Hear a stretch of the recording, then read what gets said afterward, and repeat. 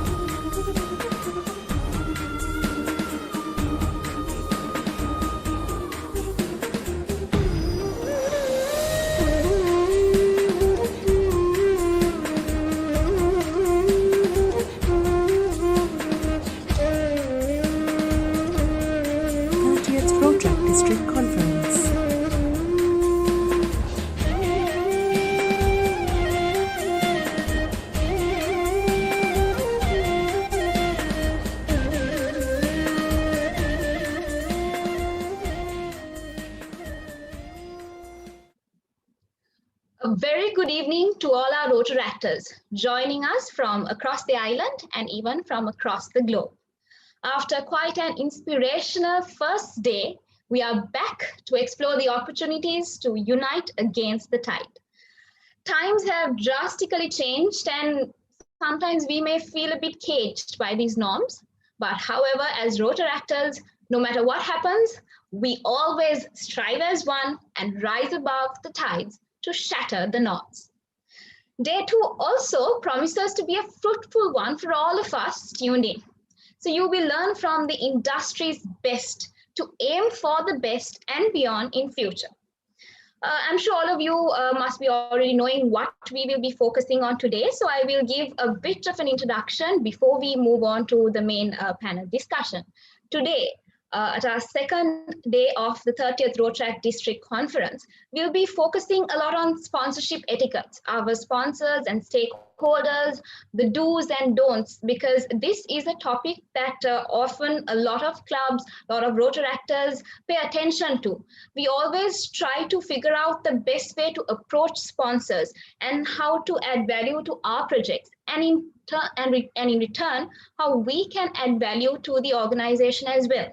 And we always try to find the most suitable method to help the organization also understand the initiatives that we take and how together the movement and organizations can get together to create a bigger impact in the society.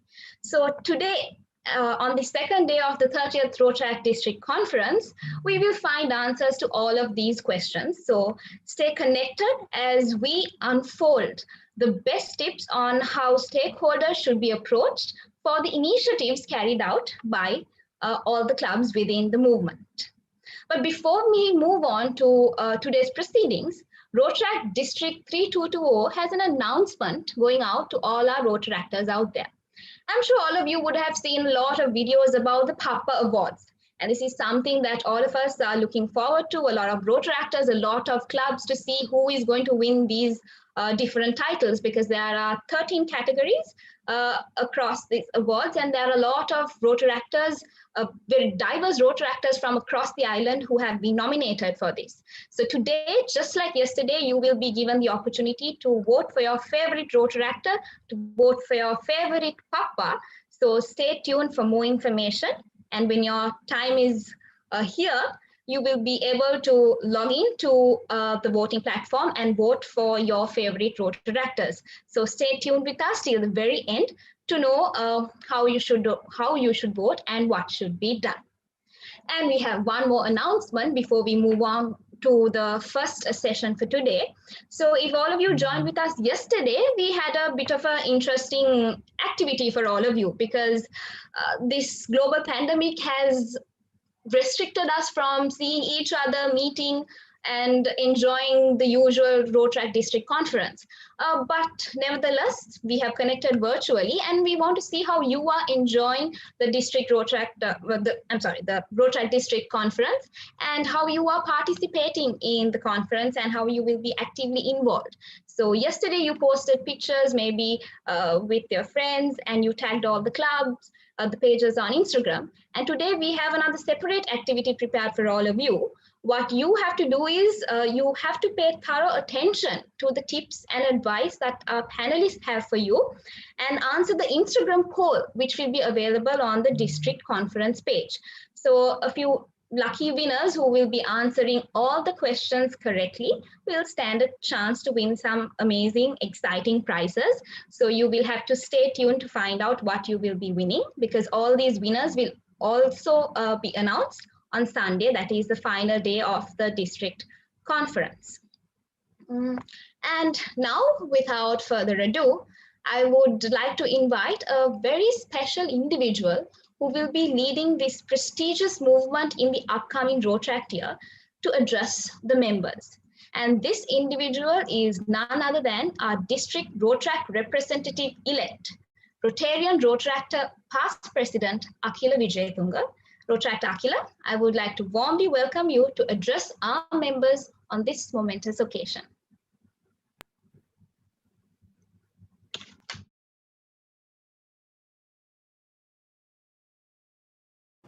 Being a Rotaractor is synonymous with being a responsible citizen. The easiest way to know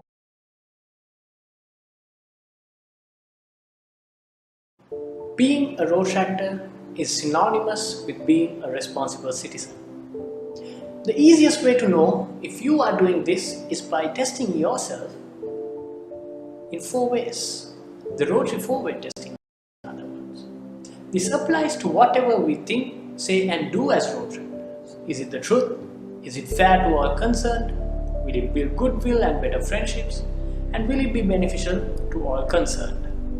If I explain otherwise, it is simply a test to yourself to see if you are simply order. Fact is about us collectively. In doing so, it is essential that we ask ourselves these mandatory questions. We need to make sure that our actions are sincere and that our speech is truthful. We also need to ask ourselves whether what we are about to do or say will be fair to all parties concerned with that action, and if it will build goodwill and not create a divide between anyone. Finally, we need to ask ourselves if what we are going to do is beneficial to everyone concerned with it. With these questions, our core value is set in stone: responsibility. We are young people with youthful strength, passion and freedom. All these characteristics set us apart from the traditional generation and are invariably challenged when living in the midst of a serious pandemic. Although this pandemic has some control over how we spend our time, it does not necessarily limit our creative drive. On social media, I'm certain that you have seen how people have started exploring their talents and discovering talents that they never knew that they had. We saw people painting expertly, although they had never painted before. People singing without ever having known how beautiful they could sound. People gardening and suddenly discovering their green fingers. People starting to reflect upon themselves as they had never done before. Personally, the pandemic gave ample time to take a step back and think about how far I have come, how grateful I am for what I have achieved so far, and to plan in which ways I could better myself. It made me think differently about how to face these hard times, and that impacted me personally in a very positive way. The pandemic might limit our socialization as we did before it hit. However, it does not limit us from interacting with our inner selves, and even though in a limited way, interacting virtually with others through the digital platforms. Our main weapon against the pandemic is this accessibility that we have to the world, which we can use to the benefit of both ourselves and those around us. We have the strength and freedom to explore the world with a small device on our palm. What we need to master is a newfound passion to keep going even though our scopes are slightly limited than before. We need to remind ourselves that the change is not our inability of doing things, but that there are new ways of doing things. This is the definition of evolution. My business that struggled for 2 months during the first lockdown came out of those struggles, and financially last year was the best year for my business thus far. Our clientele grew and our team grew with the help of each other. This was all because the pandemic taught us to think differently. The pre-pandemic mindset has to evolve in a way that allows us to reason within ourselves that it is not a lack of avenues, but a slight change in overall direction that the pandemic has brought upon us. It is not that there is a single new way of doing things. It is simply that there is a plethora of ways to do things that are yet to be discovered. The pandemic has taught us that the trick is to work smarter and not harder, as the saying goes. The trick change, evolve beyond traditional ways of doing things through creativity, innovation, and critical thinking. The 7 areas of focus of Rotary International need such innovative attitudes in these hard times. These range from basic human rights to ways of upliftment that should ideally be practiced around the world. Basic education and literacy, maternal and child health, disease prevention and treatment, and water, sanitation and hygiene should be basic human rights that every person around the world has access to. There are so many places in the world where these basic human rights have yet to reach. In an ideal world where the average human lives in prosperity, these basic needs of being able to have a good education, being healthy, and having access to clean water and food are mandatory. In addition to those basic human rights, we need certain other fulfillments for the growth and betterment of the world. Peace and conflict prevention and resolution, community and economic development, and supporting of the environment should be part of the main focus of people around an ideal world. However, we are still to reach these levels of perfection. Still, I believe that every long and strenuous hike starts with a single determined step. Hence, the main areas of focus of Rotaract for this year will be focused on marginalized communities, education and literacy, peace and reconciliation, anti-discrimination and coexistence, and wildlife and animal welfare. These are the factors that we need to make life a living masterpiece in which everyone lives to earn what they deserve in life. This is what we shall strive to attain this year. To reach these goals, we need to make sure that first, we pass the 4-way test of truthfulness, fairness, goodwill, and helpfulness. Therefore, as you see, our voluntary work will entail 3 elements: people, planet, and profits. These are the entities that we shall focus on developing and adding to. The 3 colors behind me tell a story. Blue is one of trust, friendliness, and professionalism. These values are those that we seek to establish among ourselves as an entity. We would not be able to get anything done without the trust that we have in ourselves and each other. Here we need to make sure that we do not do anything to breach the trust that others have in us either. Friendship, of course, blooms with trust.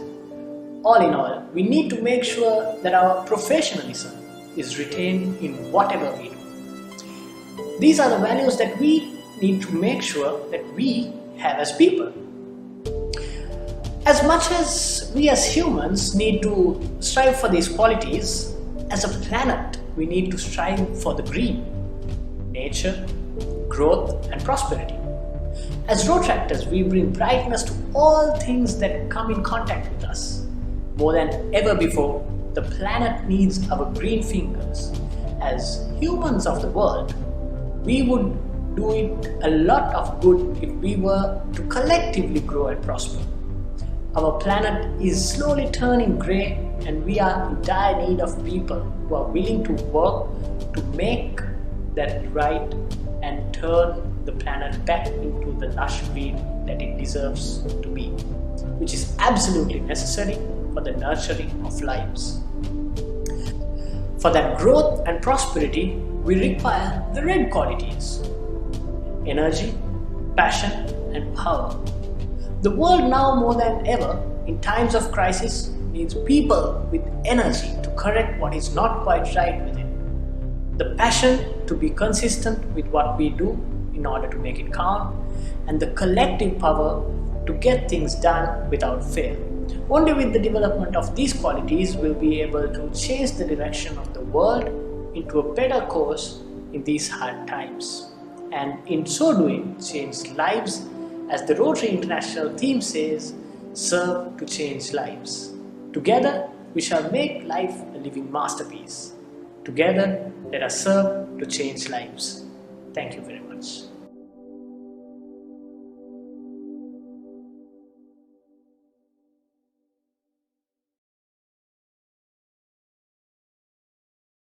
Yes, we've learned how to handle obstacles within the past year.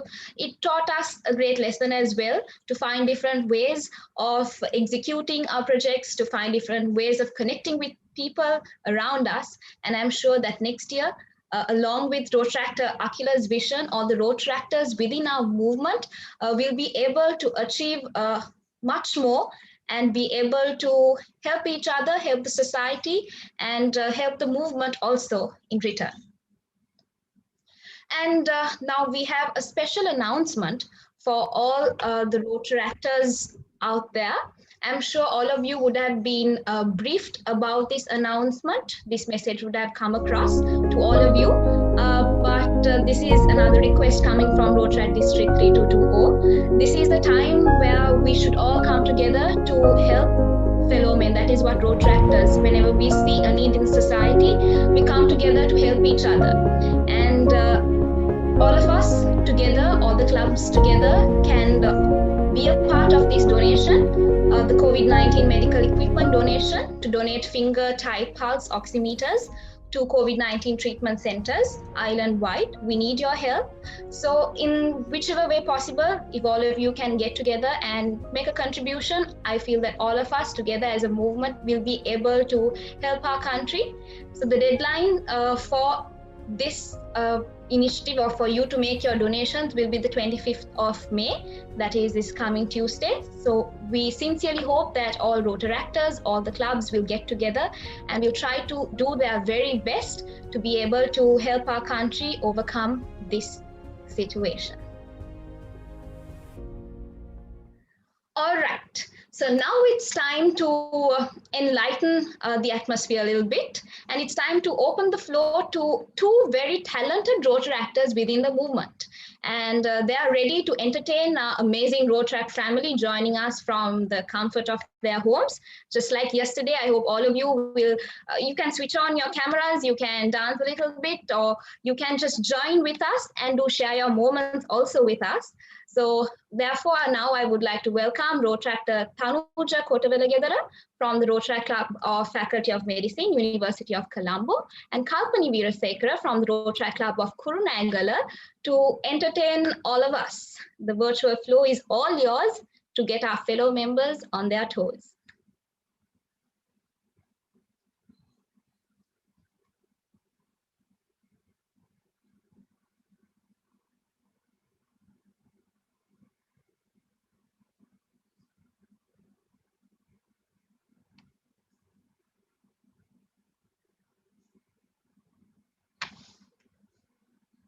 All right, we seem to be having a bit of a technical glitch. So Tanuja and Kalpani will be joining us afterwards, after the next session. So now we are going to move on to the most important session of today's lineup. And that is this particular session will undoubtedly strengthen the future of our movement, like I mentioned at the start. We will be focusing on a very important topic because all clubs will need a lot of help in understanding how we should approach sponsors and the importance of sponsorship etiquette. Therefore, I would like to now introduce the three panelists who will be providing us important advice on this important topic. So moving on to the very first panelist, Chanu Dimel, who is currently a manager on premise at Red Bull Sri Lanka. He's a highly motivated individual with an outgoing personality, and he has a proven track record of providing exemplary services as well as leadership qualities. And he also holds a bachelor's degree in international business and a diploma in strategic brand management from SLIM and a higher national diploma from edXL UK.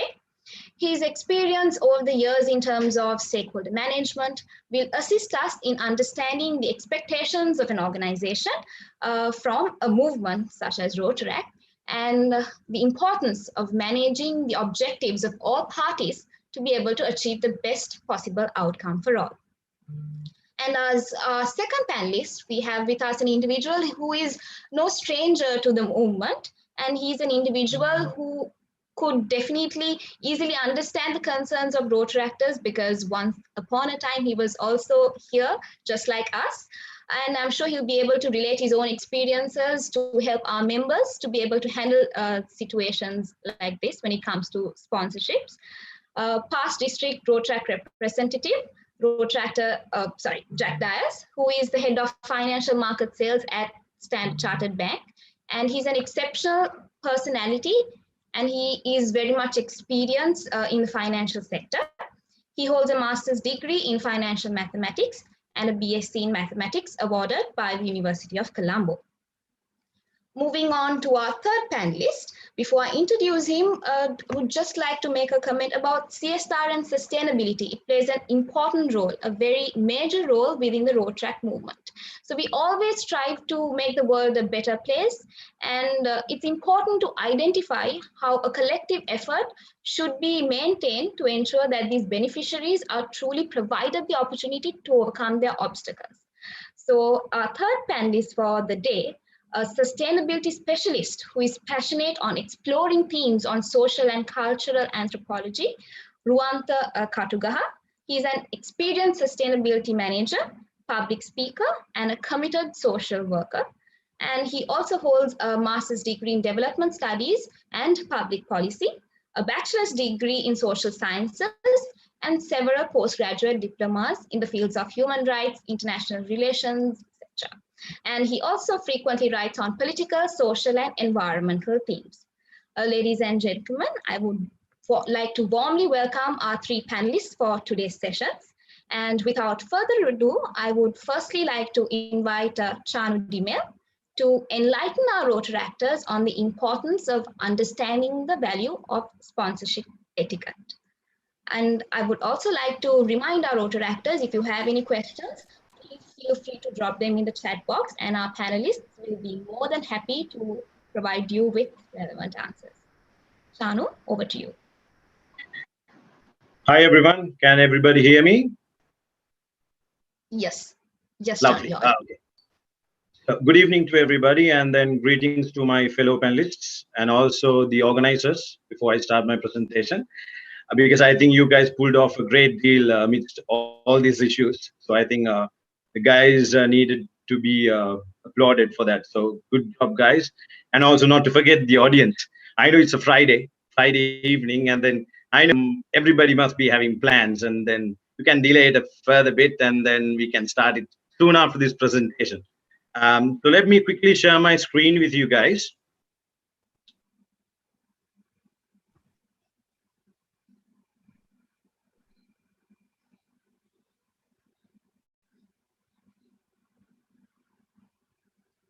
Can everybody see the screen as well?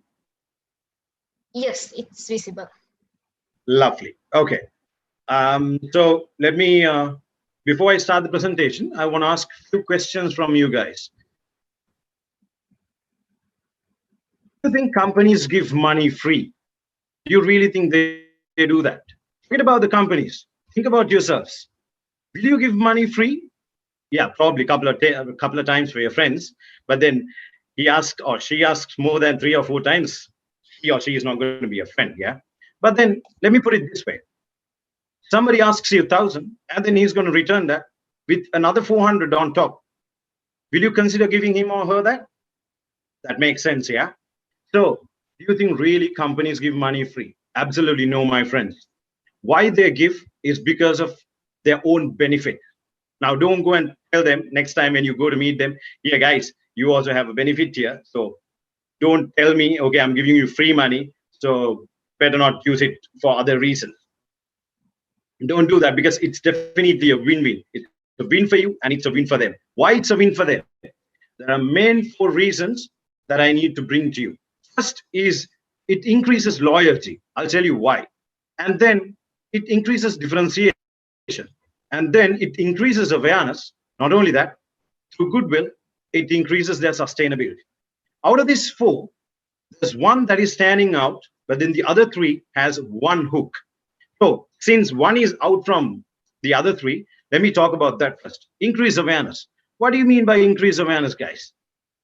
Increase awareness is every company, every brand is pumping a lot of money into marketing to make sure their target group is seeing their product. But there is so much they can go for. There's a maximum threshold they can go for. But by partnering with you guys, they will get more eyeballs into their product. Why? Is because you have your own platform.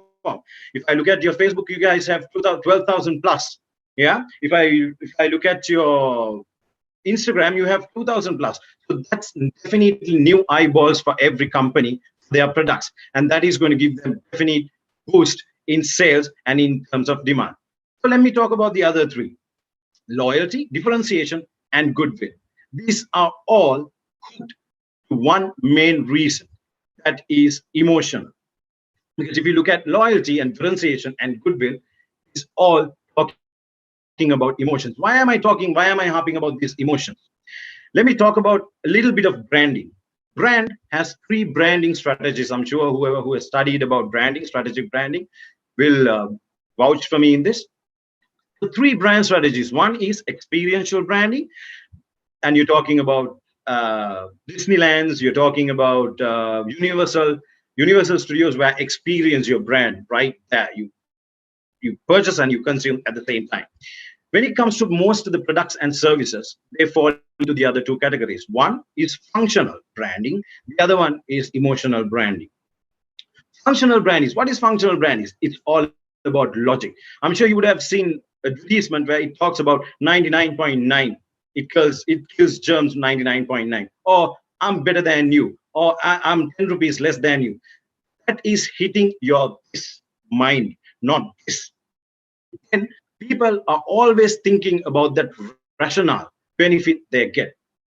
And it's always easy to view them with the same rationale, because I give you 10 rupee and my competitor is giving you 20 rupees. After that, I go to my competitor because there's absolutely no emotional hook. Similarly, the other branding strategy, which is emotional branding.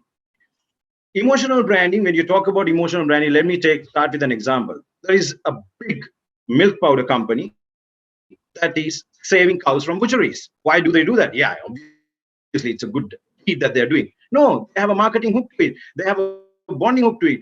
Why? Is because even if they sell their milk product 10 rupees more than their competitor, people are going to buy, because it's attached to a very strong emotional hook. People, there are a lot of people who are against animal cruelty, and especially being a South Asian country, we love cows because they're obviously they give milk. A lot of people are under the impression you should treat cows also in a very respectable manner. So because of that, they capitalized on it, and then they said, you know what, we are releasing cows. Why? Is because there's a massive emotional hook. So when you compete with an emotional hook versus a functional or a logical hook, the tendency of people getting connected to your brand is much more higher than anything else. That is the reason why they are coming on board, because you guys as CSR are talking about good things to your community, good things to your people. And that is definitely touching everybody's heart. And when a brand or a company or a product ties up with you guys, that obviously gives them that added advantage for that emotional hook. And that's the reason why they come on board with you guys. So know for a fact that these guys are not just pulling out money from their wallet and then throwing it for you. It's not that, guys. But when everybody spends money, they are really worried. Who are worried? There are two main parties. One is the company owner, who's eternally worried about ROI. How am I gonna get my ROI? Where am I gonna get my return on investment? And then the other guy, just like me, employee. I have to report to my top layer, and then I have to show my performances for my career growth, my next layer, for my CV, for my resume. So I need to keep my boss happy, guys. So I'm eternally worried when I spend. Because what if the third party who has taken money from me is not doing the job? So what is exactly your job going to be? It's simple to say, but I know it's a lot more harder. But I'll tell you, there are ways to make that hard work to come simple. How do you do it? You make them feel that their money is safe and it's worth with you from the time that you pitch, from the time you talk to him. Not only that, until you finish your entire activation. That is how you need to make him feel. How do you do it? How do you do that? As I was telling you, there are two ways you can do it. I don't know if I'm rushing too much, guys. If I'm rushing too much, you can stop me and let me know. Sorry about it. If I'm rushing, let me know so that I can slow things down. Um, so coming back to the same topic, how? First, you guys need to do your homework. When it comes to homework, what we always do is, yes, I'm sure you guys must be doing a lot more planning before you go. But first point you guys need to understand is you guys need to know you and your organization well more than anybody else. Take for an example, you like a girl or a girl likes a boy, and then you think I can sing well, and you go to ask your girl out, and then you're like, "Can I sing my proposal to you?" And then you are horrible at it. What's gonna happen, guys? You're never gonna get that girl. Same way, if you do not know what your competence is and your organization, when you go talk to that client who is eternally worried about his ROI and eternally worries about his performance, her performance, you're never going to get there. So you need to know yourself well. Number two, you need to know your clients well. I know most of the guys talk other things on Facebook, just on social media. To not the extreme, but to a certain extent, go study your client, know who he is, what he's done, what his likings, dislikings, because then you can start up a solid conversation before you pitch. Not only that, about their business and brand. Guys, there are so many people coming to me asking for money. They do not even know my tagline, being coming from very good company. And needless to say, you don't need to talk about our brand. And despite all of that, these guys do not even know our tagline. Do you think I need to pump money to a guy who doesn't even know my tagline? That means they're just coming here to snatch my money out of my wallet and then do nothing for me. So you need to know your client. So you know yourself, you know your client and their business or their brand well. And now what you need to do is you need to do your SWOT, aligning to your objective, aligning to your activation. And when you do that, it'll draw the picture right in front of your face where it'll show you the opportunities that you are going to create to your client, the weaknesses that you're going to mitigate with your activation to your client. What else the client wants? He has opportunities that he is seeing right in front of his eyes, and then you are showing mitigation of his weaknesses. What else do I want as a client?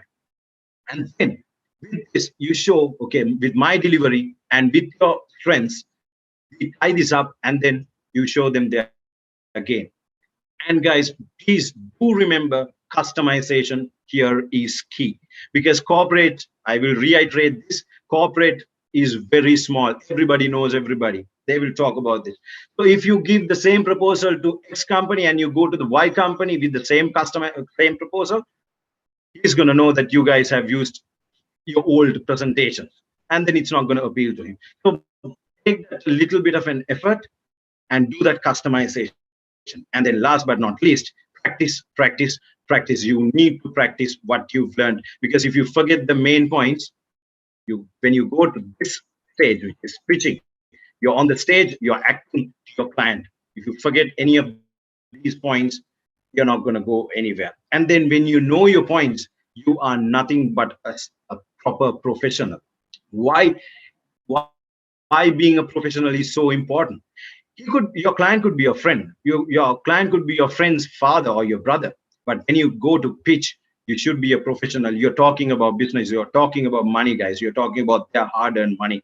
You need to be professional. When you be a professional, you pitch perfect. You talk to the points because you have a plethora of points that you've pointed out here when you do your planning. And then when you do this, you will be nothing but a proper negotiator. If you don't do this, you will be nothing will come out as a loser. Then you'll be like, Ane, please take this, will you? If not, I won't be able to go back and then talk to them. You will be pleading. You will be a beggar. You want to be a beggar? Because, guys, you need to engrave this into your mind and engrave this into your brain.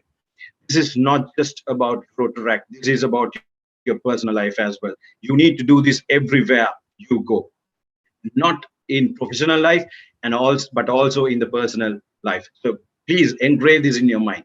Now, if you've done your homework, you've done a fantastic plan, you've pitched perfect, you've done a Sherlock Holmes there, and then your client is crazy. He's head over heels or she's head over heels for your pitch. And then we shake hands. You think everything is done? When you go ask a girl out and if she says yes, you think, oh my God, the world has come to an end. Everything is nice and dandy. Guys, please bear with me. I'm married, so I can tell you much better. Taking hands is a promise that you make to deliver 100%, guys, that you need to bear in your mind. But when you go to your execution, you can do 110%, which is 10% more. But please do not go for 50, 60% more. Why? Is because too good can be too bad as well, because it's not what your client wanted. And then you probably must have given a different misunderstanding to him, where he definitely wouldn't come and sponsor your events going forward. And then the other disadvantage, which is for you, you give 150%. I, as a client, I will ask for 200% next time because I know you can do it more. So please be mindful that it's a very fine line that you need to draw. You shouldn't go beyond, but it's a little bit of extra is always nice. Now, you've done the planning, you've done the pitching. What is next? Execution, the most important plan.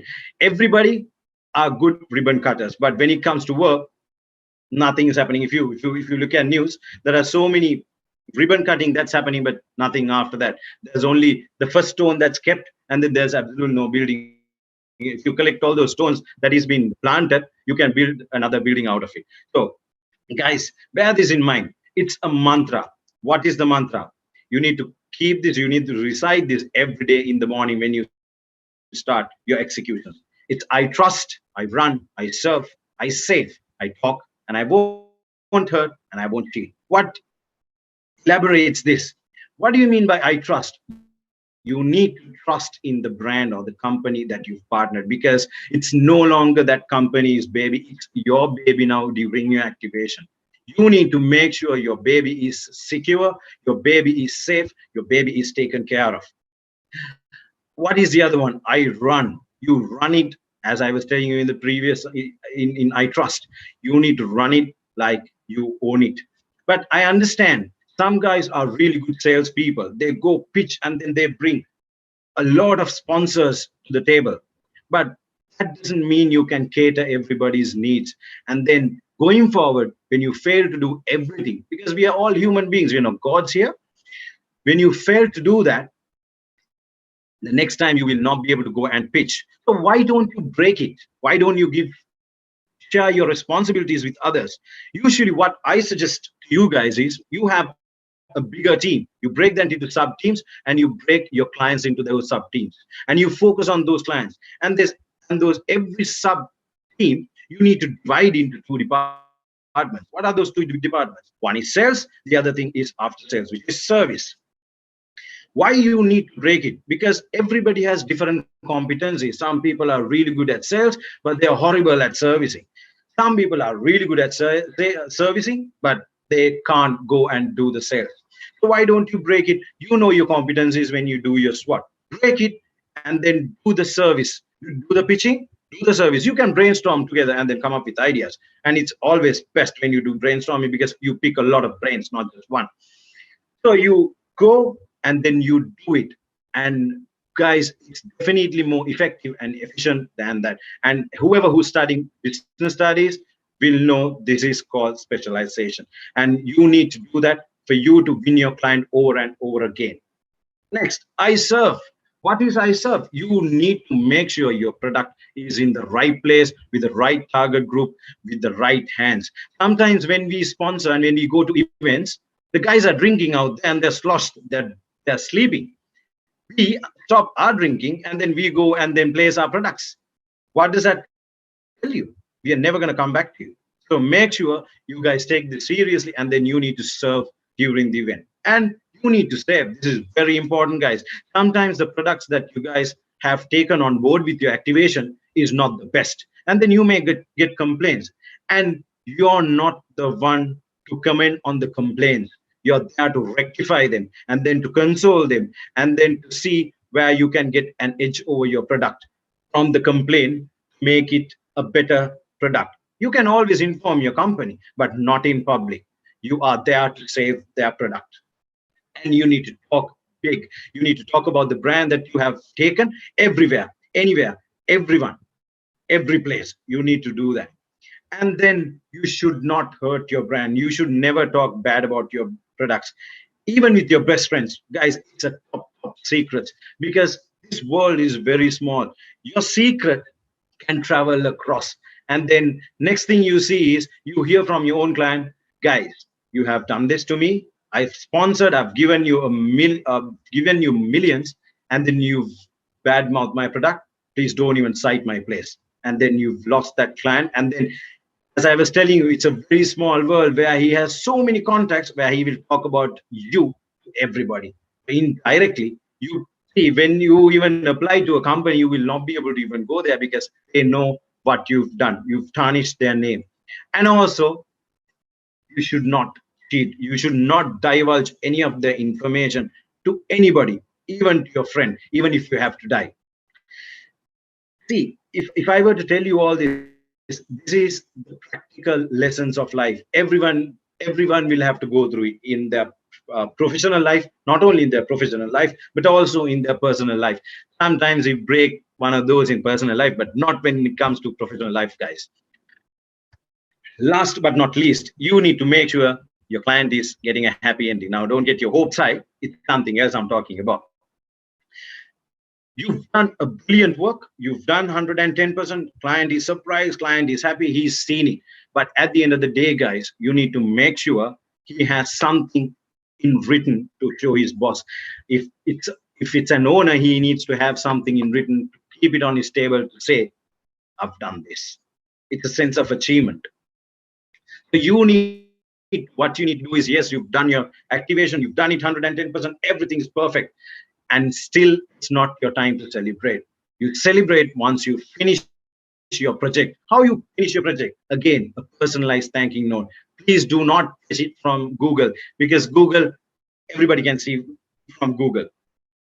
And do not replicate somebody else's, because they're going to talk about it, guys. So take that 5 minutes, extra 5 minutes to write that personalized thanking note. And then for us, guys, it's always results. It's always numbers. How much of a wallet share you've given, how much of a mind share you've given, how much of a shelf share you've given, how much of an reach that you have given in terms of target group. That is what is going to help me. And then obviously the nice ones, the images to support that results in a small presentation. Because guys, you need to bear this in mind. If only client is happy, he's going to come back to you, or she's going to come back to you. So bear this in mind. And I hope you got this. And then if there are any questions, I'm sure you can fire those questions at me soon after my presentation. And I wish you nothing but best. And I hope you have grasped what I've said. And then you should be able to take things forward. And then I can assure you, there'll be clients waiting for you at your doorstep if you do this for the next one. Thank you very much. Thank you very much, Ranu, for that valuable session, because I'm sure a lot of Rotaractors out there, these are some of the areas that they don't really pay attention to. Maybe on a surface level, they just think about it, but in terms of addressing it, it doesn't really happen properly. So I'm sure that most of the Rotaractors learn quite a lot about how they should prepare themselves before approaching sponsors, which is very important. Preparing yourself, planning, understanding an organization, and also being able to pitch it properly to the organization to be able to achieve the final outcome. So we have a few questions for you, Tranu. So the first thing is, I would like to ask you, as an organization, when you're working for an organization, there would have been so many movements like Rotaract that have approached you for sponsorships. So in terms of these proposals, what are the practical issues that you have come across, like general common issues? Like most of these project proposals, in the way they approach, main things might be missing. They might be missing out on a lot of important points. What are these general areas that they miss out on? A very good question, Shahani. So yes, few main ones. I'm not going to go into detail because minute things are minute. That's why you call it minute. So the main points, what I'm talking about here is, most of the guys do not give that time to understand who your client is. They think, okay, I have a project, the client needs to pay me for that. Guys, it's not going to happen. You need to tell me what value addition you can give me from your project. So customization is key, guys. You need to make sure whatever the project that you do is customized to your client's requirement. And then the other thing is, you need to know what you are going to do and in terms of executions. So those are the main points, main pain points I have seen. And then the other thing is, most of the people, so I think my presentation has everything, the entire answer for this, but for me to reiterate, most of the guys, when they pitch, they think, I've done my job. And then they wash their hands, and then they have a party during the event where the client comes and I myself have done it. I go and then sometimes I look at my products, it's there somewhere in a bin or somewhere at the backstage. And then I go, I pick it up and I keep it on a table where people can see it, because I'm spending so much of money and then my product's not even seen.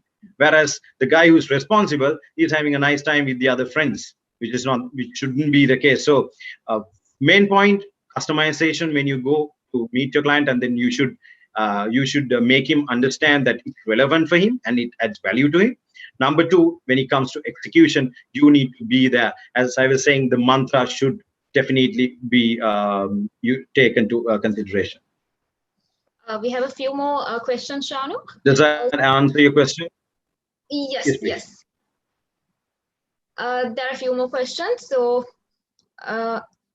in cases where we do not have any internal contacts of a potential sponsoring company, how do we approach companies? Do you think a platform like LinkedIn would work? Sorry, Shahani, I did not get your question, because I think there was a connection error. Yeah, I'll repeat it. In Please. cases where we do not have any internal contacts of a potential sponsoring company, how do we approach companies? Do you think a platform like LinkedIn would work? LinkedIn definitely works in a professional environment. Yeah. So basically, even us now, before I joined at Red Bull, and before that I was at another beverage company, I was into a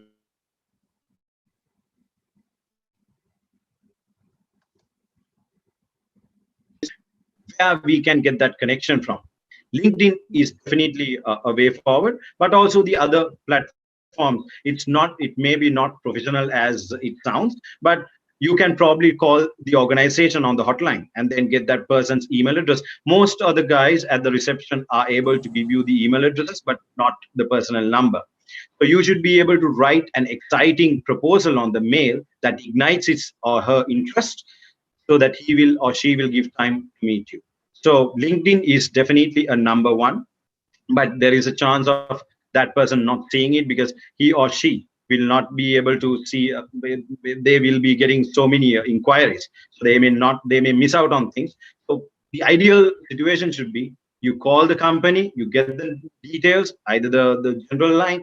It's not going to happen in the first call. You have to be resilient on this. You have to be a hustler. You need to keep on trying until you get it, and then the client is not going to be angry about the fact that you've tried so many times. It tells the client that these guys are resilient, and then this guy is a hustler, and then that obviously gives him a little bit of understanding as to what sort of a guy he's been approached by. So obviously there's a high tendency of that particular individual getting a chance to do the presentation. Okay, Channel, thank you so much. We have quite a few questions coming in, but I'll take these questions at the end after the next two sessions as well, because I'm sure all the three panelists could collectively answer as well. There are quite a few questions. Thank you so much, Channel. So Pleasure is all mine. now I would like to invite Track Dias to enlighten our Rotaractors on the importance of identifying the sales and marketing aspects of an organization when they are approaching these stakeholders. Over to you, Jack. Hi, Shani, am I audible there, or Yes, can you hear me? You are audible. Okay. Very much visible. Okay. Thank you, Shanu. That was a very interesting presentation, and even I picked up a few things. So thank you for that. So basically, my experience is slightly different to that of Shanu's. So I'm a financial markets professional by practice, and involved in marketing and sponsorship from a perspective of we are the guys who actually own the budgets, and we are the guys who actually cut the checks for the events. So the experience is exactly from the opposite side of the table, and so it's interesting in terms of what we look for when we actually look at cutting a check for somebody. And there are countless guys who come, and like Shanu mentioned earlier, there are quite a few proposals that come your way, but only a few make the cut. And it is trying to understand how you get into that critical mass is the objective.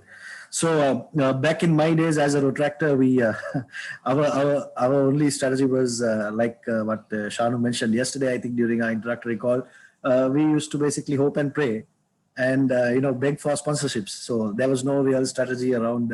But what, it worked. Actually, there was quite a bit of sympathy for us. There was quite a bit of people who thought that these guys are trying to do a certain element of good in society, and we got by.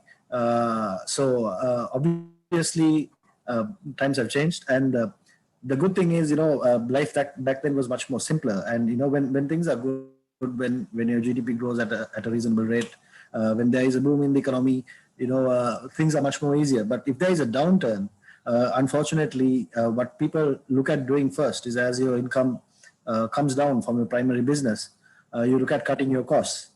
And for some strange reason, sponsorship and charitable activity around that is one of the first line items to get cut from a budget. So basically, what you might be hearing these days is, given the situation of the country, given the lockdown, we're not sponsoring anything. Interestingly, there is a couple of deviating examples. Like, for example, a hotel chain down south, which I was personally involved with, had very interesting sales in especially even past the terrorist attacks last April, and even after COVID, they were clocking 70 to 80% room occupancy, and it's basically being associated with beach cleanups and an excessive amount of social media combined into their marketing. So with that, they were able to completely focus away from the foreigners that they've been operating with all these years, and tap into an entirely new, younger demographic of people who are socially and environmentally conscious, and appeal to this market. And through that, they were able to sort of maintain these high numbers of occupancy. Now, the lesson to learn there is, I think Shanu covered this, is one is brand awareness. People need to know who you are and what you do. And association with charitable work and activities, like Shanu mentioned, back in the day, a lot of people used to, think in terms of ROI in numbers, and how much will I get back if I go through with this particular exercise.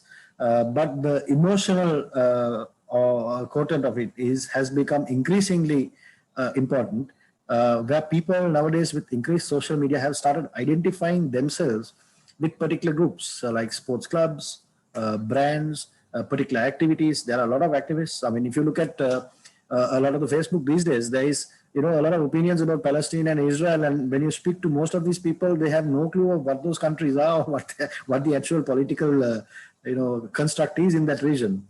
But they have strong opinions because now you can express it in social media. So the fact is, what we have seen is there are strong trends that of people forming these emotional connections. And one thing you want to do as a brand is to position yourself where you're in the crux of capturing that emotional alliance. I'll give an example. Unlike Shanu, my examples are more from a practical world. I'm not a marketeer by education. Basically, Standard Chartered sometime back during the financial crisis aligned itself with AIDS awareness, and basically curing AIDS. If you look at it, their primary footprint was in Asia, Africa, and the Middle East. And AIDS is one of the biggest problems that is prevalent in Africa. And another program of theirs, Seeing is Believing, basically is addressing curable blindness in places again like ASEAN, where curable blindness is a big issue. Now, you being associated with AIDS or curable blindness immediately meant that socially you become far more acceptable as a brand, and that acceptance is something that the bank was looking at in terms of penetrating those markets. It's not just in charity. There is another wonderful example. Actually, I could not understand why, because I've been a Chelsea supporter and I didn't care much for Liverpool. But Standard Chartered started sponsoring Liverpool somewhere in I think 2010. And I thought as a fan, I thought it was quite a poor choice. But if you look at the rationale of it, Liverpool is the most successful EPL club. And it has the biggest amount of following, again, in Asia, Africa, and Middle East after Manchester United. So if you can't afford Manchester United, you go to the next best thing. The idea is to reach as many people as you can. And through your association with the brand, you start positioning the brand in front of people. So it's basically sponsoring a charity. People think, it's the goodness of the heart. Nobody does CSR or charity. It's not out of sympathy or goodwill, like Shanu illustrated earlier. There is always a trade-off, and it is a deal. It is not a charitable donation. People who are sponsoring you will look at what they are getting in return, and that basically is the value you create for them. So in terms of the value you create is the primary criteria that you have to offer as an organization. Now, if you look at this as a typical commercial transaction, what is a sponsorship? The charity gets, or your Rotaract gets whatever the expenses for the event. You basically get to organize the event and go ahead with it, and your objectives are met. What does the company get? To a great extent, this is a lot of low expenditure marketing, because the company itself, if they have to go to mainstream media or use their marketing budget on this, it can be significantly costlier. But being associated with an event or a charity, there is a lot of free marketing that comes your way. So basically, it's viewed as a low-end marketing, a low-cost marketing tool. And what as a salesperson, what we try to understand is, how much reach will I get? What is my target audience, and how much can I reach within that target audience? Are there any other interesting groups that I may be interested in to position my products? And how will this charity or the group enable me to access those people? So these are kind of things that you take into consideration when you make a decision as to whether or not you will sponsor a particular project. So basically, it's an alignment of your PR activity being basically aligned along with that of the charity. I will not go into a lot of detail, because Shanu has already done that, as to why businesses get into spending related to charity. But one is a big cliche that has come, especially in recent times, is one of CSR, where the corporate wants to position itself as a socially responsible corporate. Now, if you look at a lot of environmental polluters, for example, large cement companies or people who do a lot of polluting.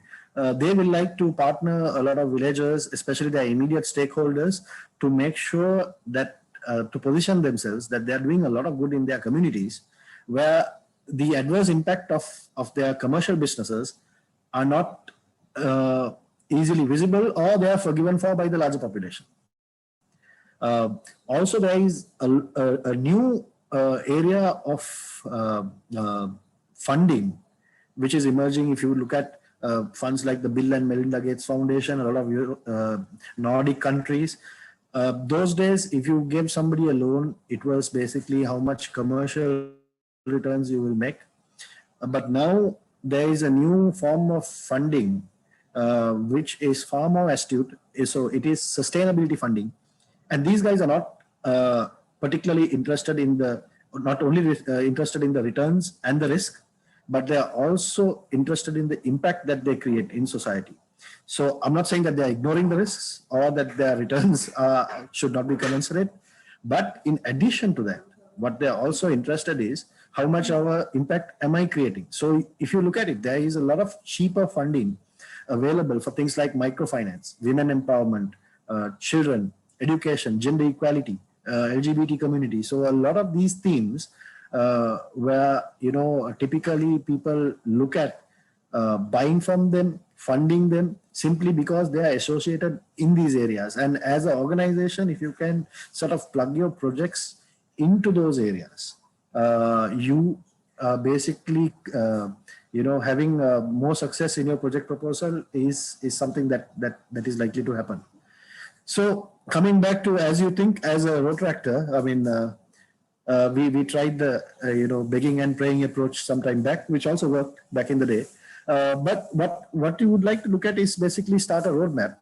Think about what projects you want to do, and basically have a small plan. I'm sure all of you will have at your clubs or at a district level, you'll know what you want to do at the end of the. So probably at your pet sets, or before you might try to formulate a plan and understand what sort of projects you want to do, and map it out for the next Rotaract year.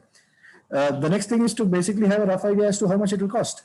So you might have some cursory guidance. This can change from time to time, but a rough idea as to how much you might want to spend on each of these.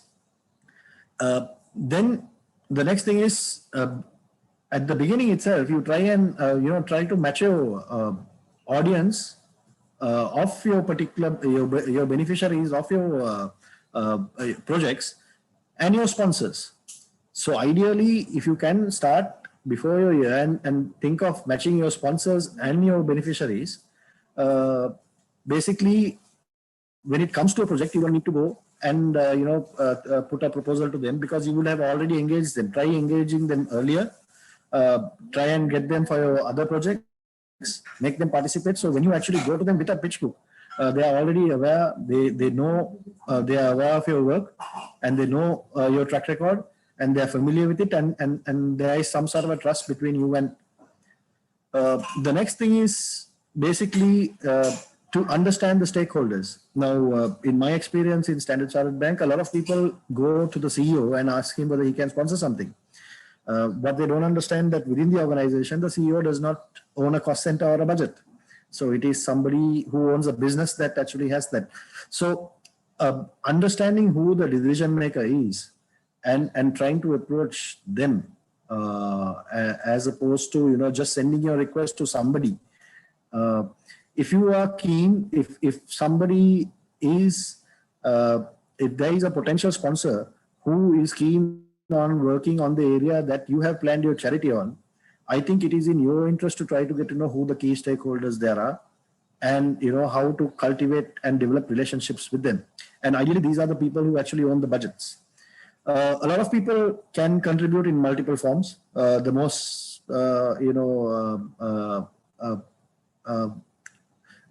easily disposable ways to try and provide money, but there are other organizations who provide things like equipment, products, resources, time, training, a whole multitude of things, and mostly in our charitable projects, a lot of our expenses are for these things. So trying and asking for those things might be a much more easier approach than asking for money itself. So that's basically what I have to say from the other side of the table, and start your engagement early. Your social circles you will have sufficient contacts. Try developing those relationships. And again, going back to what Shanu said last, once you engage with a sponsor and once somebody sponsors you, we have a saying that your next best sponsor was your last sponsor. So if you cultivate a relationship with your previous sponsors, and you are in a position to maintain a decent relationship, if you can bring value to the table and he recognizes you as a partner where you continuously provide value, whenever he has something else, he's going to start looking for you as well. So with that, I will revert back to Shahani. Thank you so much, Jack, for all those valuable information, valuable insights. Just a question. So even Shanu mentioned this. So when you're preparing a proposal, when you're approaching an organization to try and identify what they are interested in and what they do. But there is a question also asking, is it necessary for the client to have some sort of a link with the project that we're doing? So sometimes a club also can identify certain opportunities for an organization as well, right? So is it necessary to always have that connection, or is it all right to maybe think out of the box and try and approach organizations and actually show them that they also have the possibility of going a bit beyond what they're already doing? So do you think it's advisable? See, I think I think Shanu touched on this point earlier, where corporates typically tend to be specific. Mm-hmm. Like, if I was on the other side of the table and I'll be looking at a particular project, if you are going over and beyond that, sometimes it might not be within my ambit to develop that part of awareness, or it might not be something that I'm interested in as an organization. So kind of sticking to the stated objectives is a much more safer way to look at this problem. You might be able to suggest out of the box thinking or things that the corporate might have not thought before, but do it in a more subtle manner, probably one-on-one with the sponsor, so that they have time to evaluate. And because see, you have to be an extension of their objectives, and they have to be able to achieve their objectives through you. So sticking to the stated objectives and limiting your suggestions to your sponsor in a very private forum might be. I mean, if they like the idea, they'll probably go ahead with it. But sticking to the ambit of what you're supposed to do might be a better thing to do. Okay. Also, Jack, considering the current condition, the global pandemic, how do you think clubs or the movement in general, when we're approaching sponsors, how should they change their strategy? Because currently a lot of things that are happening happens virtually as well. So would organizations be interested in virtual events as well? So this is a bit of a challenge that currently all the clubs are facing. Yes, I think the whole physical world is sort of earlier revenue models were based on physical activity. So I also am part of the CRNFC as a rugby club, and earlier our revenue models were based on sports activities and sponsorships. So that business model has completely crumbled. So what we have tried to do there, I mean, Rotaract and that being a sports club, there are a lot of similarities. So we have completely relooked at our revenue models. People no longer come for matches, so there is no point in you having your hoardings and billboards. There are no longer people are going to sponsor those sort of things, and there is no actual usage of your sports facilities, so revenue almost goes to zero. So there is a huge push to go online. So basically, we're redoing our entire infrastructure to basically be search engine optimization friendly, and having the entire process of the club move on to a much more digitalized platform. So these are some of the things that we're doing. Then obviously there are a lot of things that have got a lot of traction. For example, the food industry, the food delivery space. where those days you used to physically get food. Now that has completely changed the landscape. So participating in those sort of opportunities has sort of helped us get back. So relating that experience to Rotaract, I think even what you're doing now, having this conference online, is basic, and you being able to reach so many people, 300 people logged in when I initially logged in. That's basically a pretty good audience, and physically if you had to put all those people together, I'm not sure what the movement is like now, but back in my day, putting 300 people into a room was a bit of a challenge. So getting them together. So I think your reach now with social media is far more. And you guys are the techies. You guys are the device friendly generation. So you're able to reach that much more people. And social media is one of the most powerful tools, especially for an organization like Rotaract. So use it shamelessly and try to see how you can harness the benefits of that. Thank you so much, Jack. But please do stay because there are a few more questions. And after the next session, I will direct the questions to all three of you. Before we move on to the next session, I would like to remind all our Rotaractors to visit the district conference page on Instagram. And don't forget to answer the poll, because if you get all the questions right, you will stand a chance to win some exciting gifts. So stay tuned. Pay attention to all our panelists very carefully, and I hope a lot of Rotaractors out there would be able to get all those questions right. Now, I would like to invite Ruanta Katagaha to address our fellow members on the importance of understanding how CSR and sustainability initiatives should be pitched to organizations, and how it's important to understand the CSR and sustainability initiatives of an organization as well when approaching them. Ruanta, over to you. Thank you, Shehani, and thank you for the introduction that you gave when you started the session. I think Chanu and Jack touched upon most of the aspects of CSR, and through Jack's presentation, he also touched a bit about sustainability as well. In my presentation, I would focus more on sustainability, as Chanu already covered a lot about the marketing aspects of CSR and return on investment and certain benefits the organization has through CSR. So I'll focus more on sustainability. Let me share my presentation so that I can dive deep into the session. Yes.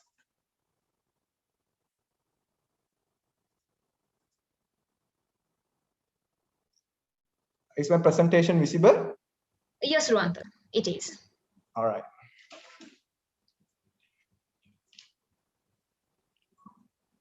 So, all right. So sustainability and corporate social responsibility. So you might be already working for an organization or a corporate, and you might have already been a part of a CSR program, or you might have heard about social sustainability programs, corporate social responsibility programs before. So this is not something very new for people today, and you kind of hear this all the time in the news. So let me just briefly tell you about the difference between the CSR terminology and the sustainability term. So as Chanu mentioned before in his presentation, CSR has a bit of marketing component, as well as certain visibility, creating visibility to the brand and certain benefits to the brand. So basically CSR is doing good and feeling good as well. So these activities done through CSR is usually done in a comfort zone and in the limitations of an organization. Whereas when it comes to sustainability, it's more of an organization becoming a good company. It's like a journey. So this is where an organization look into their business practices and processes and do certain changes so that they will have a sustainable lifespan within the economy as well as within the communities they work in. So sustainability basically focuses on the three pillars. Even in the introduction video, we heard the speaker say about the people, profit, and planet component. So these are the foundation pillars of sustainability as well. So the organization which looks into sustainability of the organization would look into these three pillars and align these three pillars with their business strategies and their long-term plans. Whereas in CSR, it's more towards doing good to the society, your corporate social responsibility. These activities tend to be very ad hoc initiatives which benefit brand visibility and image building of an organization. Whereas in sustainability, it's more of long-term initiatives which are impactful as well as beneficial for the company's growth in the longer run. So why corporate sustainability is important to an organization? So being socially and environmentally responsible can ensure the long-term survival of an organization in the market and the community. You might have heard about organizations which had various negative impacts to environment, very negative impacts to the labor who worked with them, the employees. So those kind of organizations don't have much of a future in the business, because consumers are now moving towards more ethically and socially positive organizations, products when it comes to buying, purchasing, and taking products and brands. So sustainability is very important for an organization to think about and incorporate into their business strategy. Chanu actually spoke about a lot of aspects about marketing and CSR and why the organization sort of do certain activities like that, especially focusing on the return on investment. I also will speak a bit about a few more aspects that I felt sustainability would cover. So also being a sustainable business can give a competitive edge in the market and also open new opportunities. As an example, if we have product A and B, which is similar to each product on competitive brands, a consumer might go to the brand which is more ethically and environmentally friendly, which has a bigger competitive edge than the other brand. If your brand A is doing good to the environment, doing good to the society, has biodegradable materials which the product is made of, more and more consumers will opt onto that product rather than the competitive other brand B. So that is a point where businesses can have a competitive edge, and also it can open new opportunities and markets.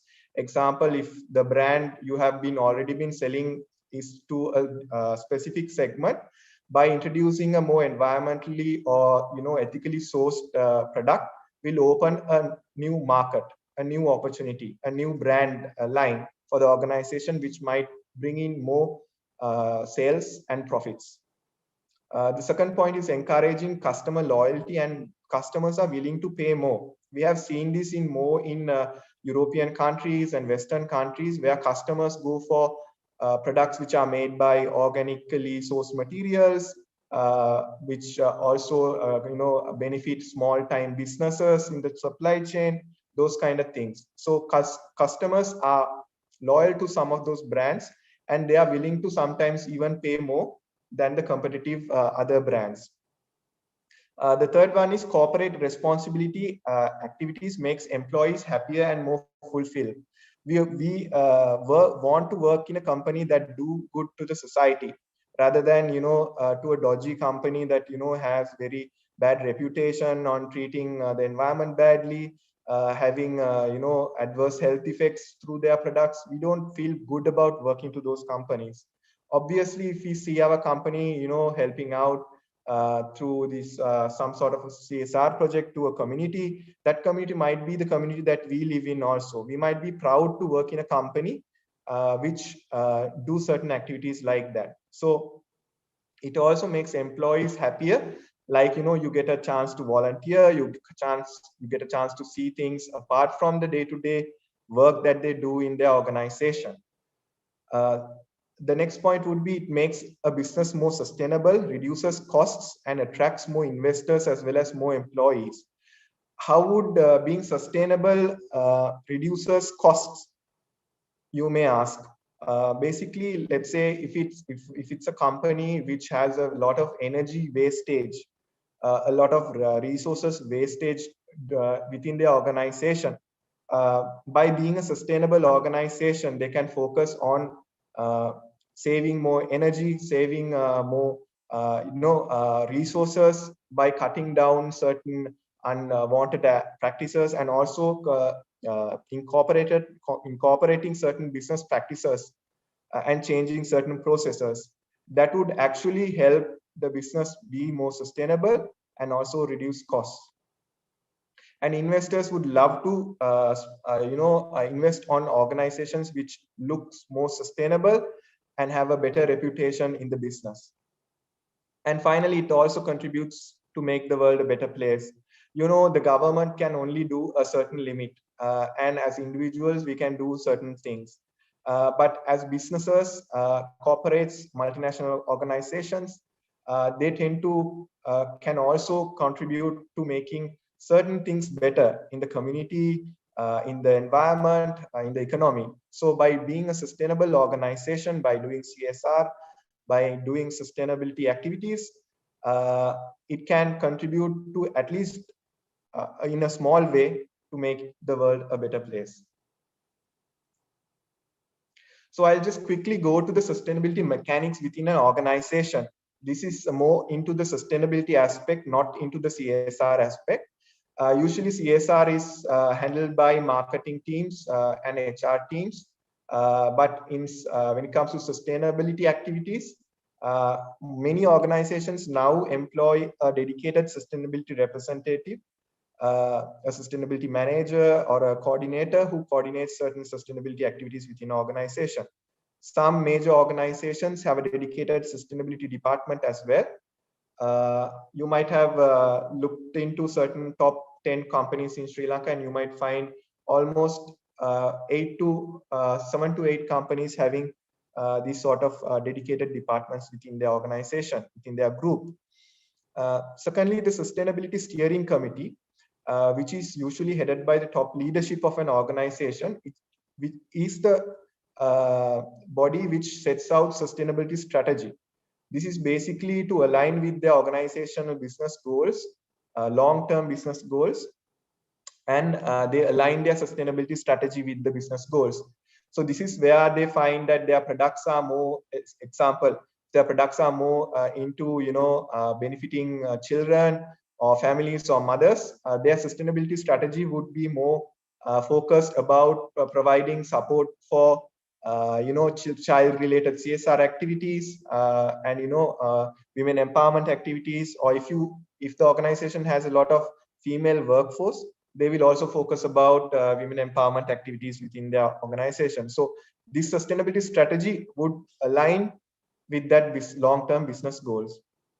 And finally, at the start of every financial year, the sustainability representative or the marketing team or the HR team sets out a CSR plan or a sustainability plan, which would then be approved with funding by the steering committee.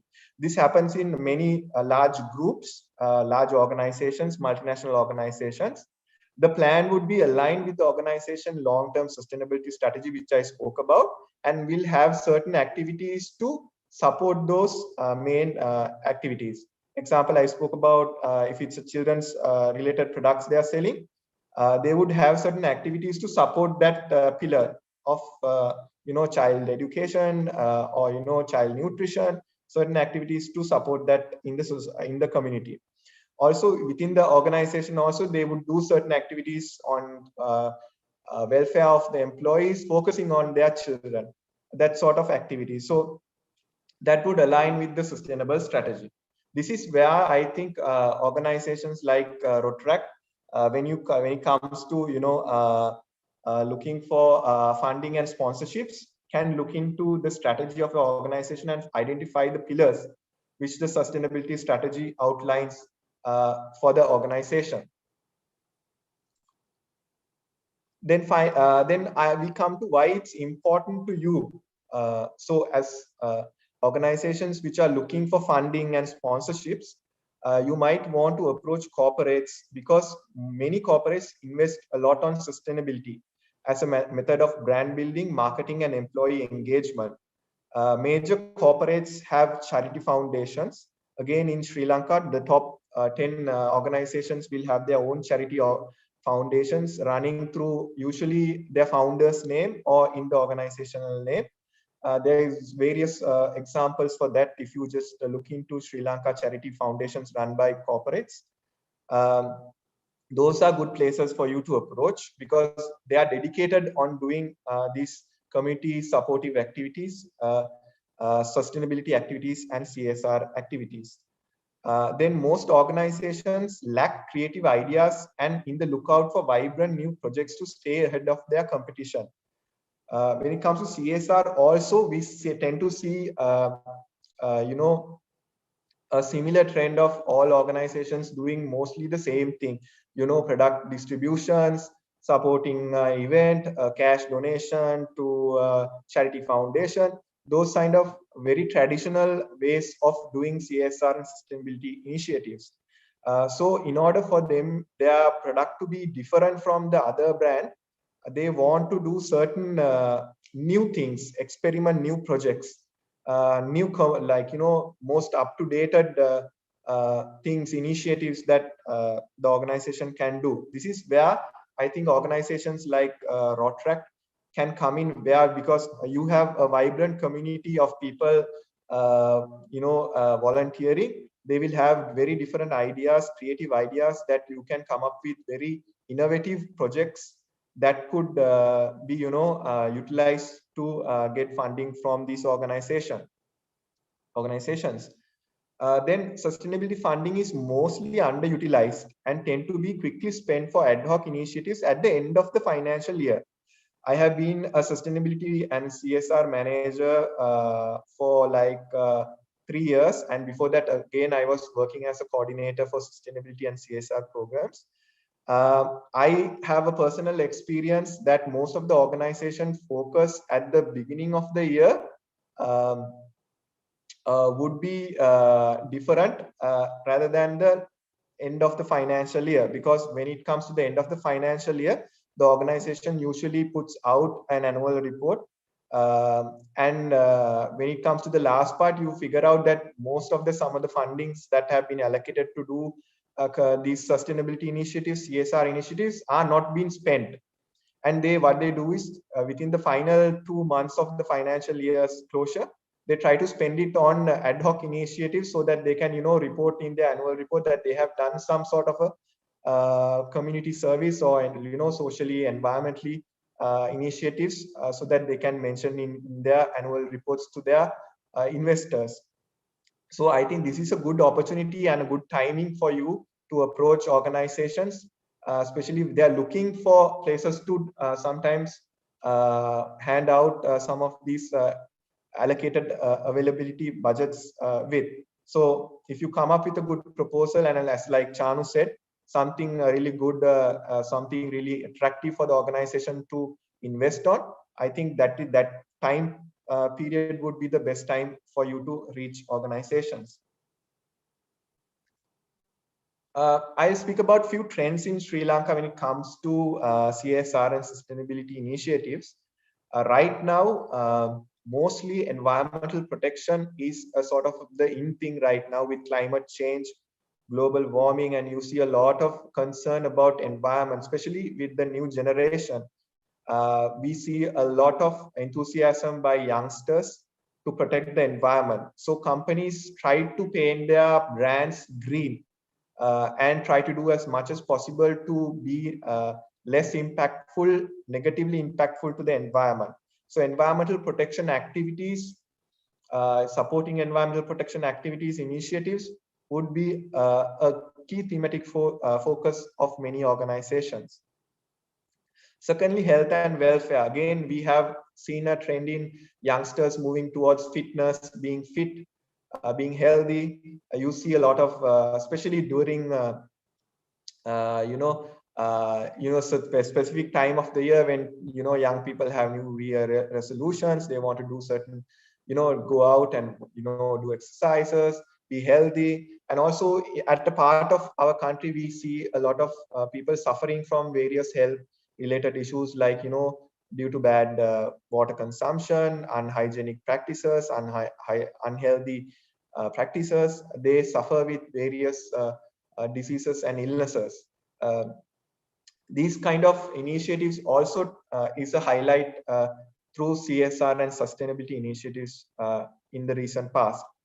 Children and education is always a soft spot that most brands try to hit, because it comes close to our hearts.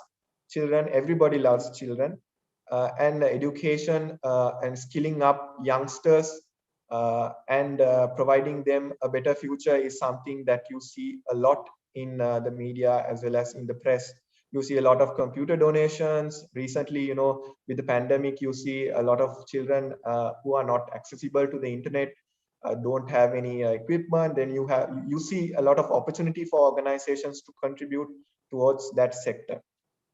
And finally, the main highlight would be the disaster response activities. Unfortunately, in Sri Lanka, you might have noted, like, every year there is a set of disasters. Every year there is a flood. Every year there is a drought, landslides, and various disasters which are happening in the country.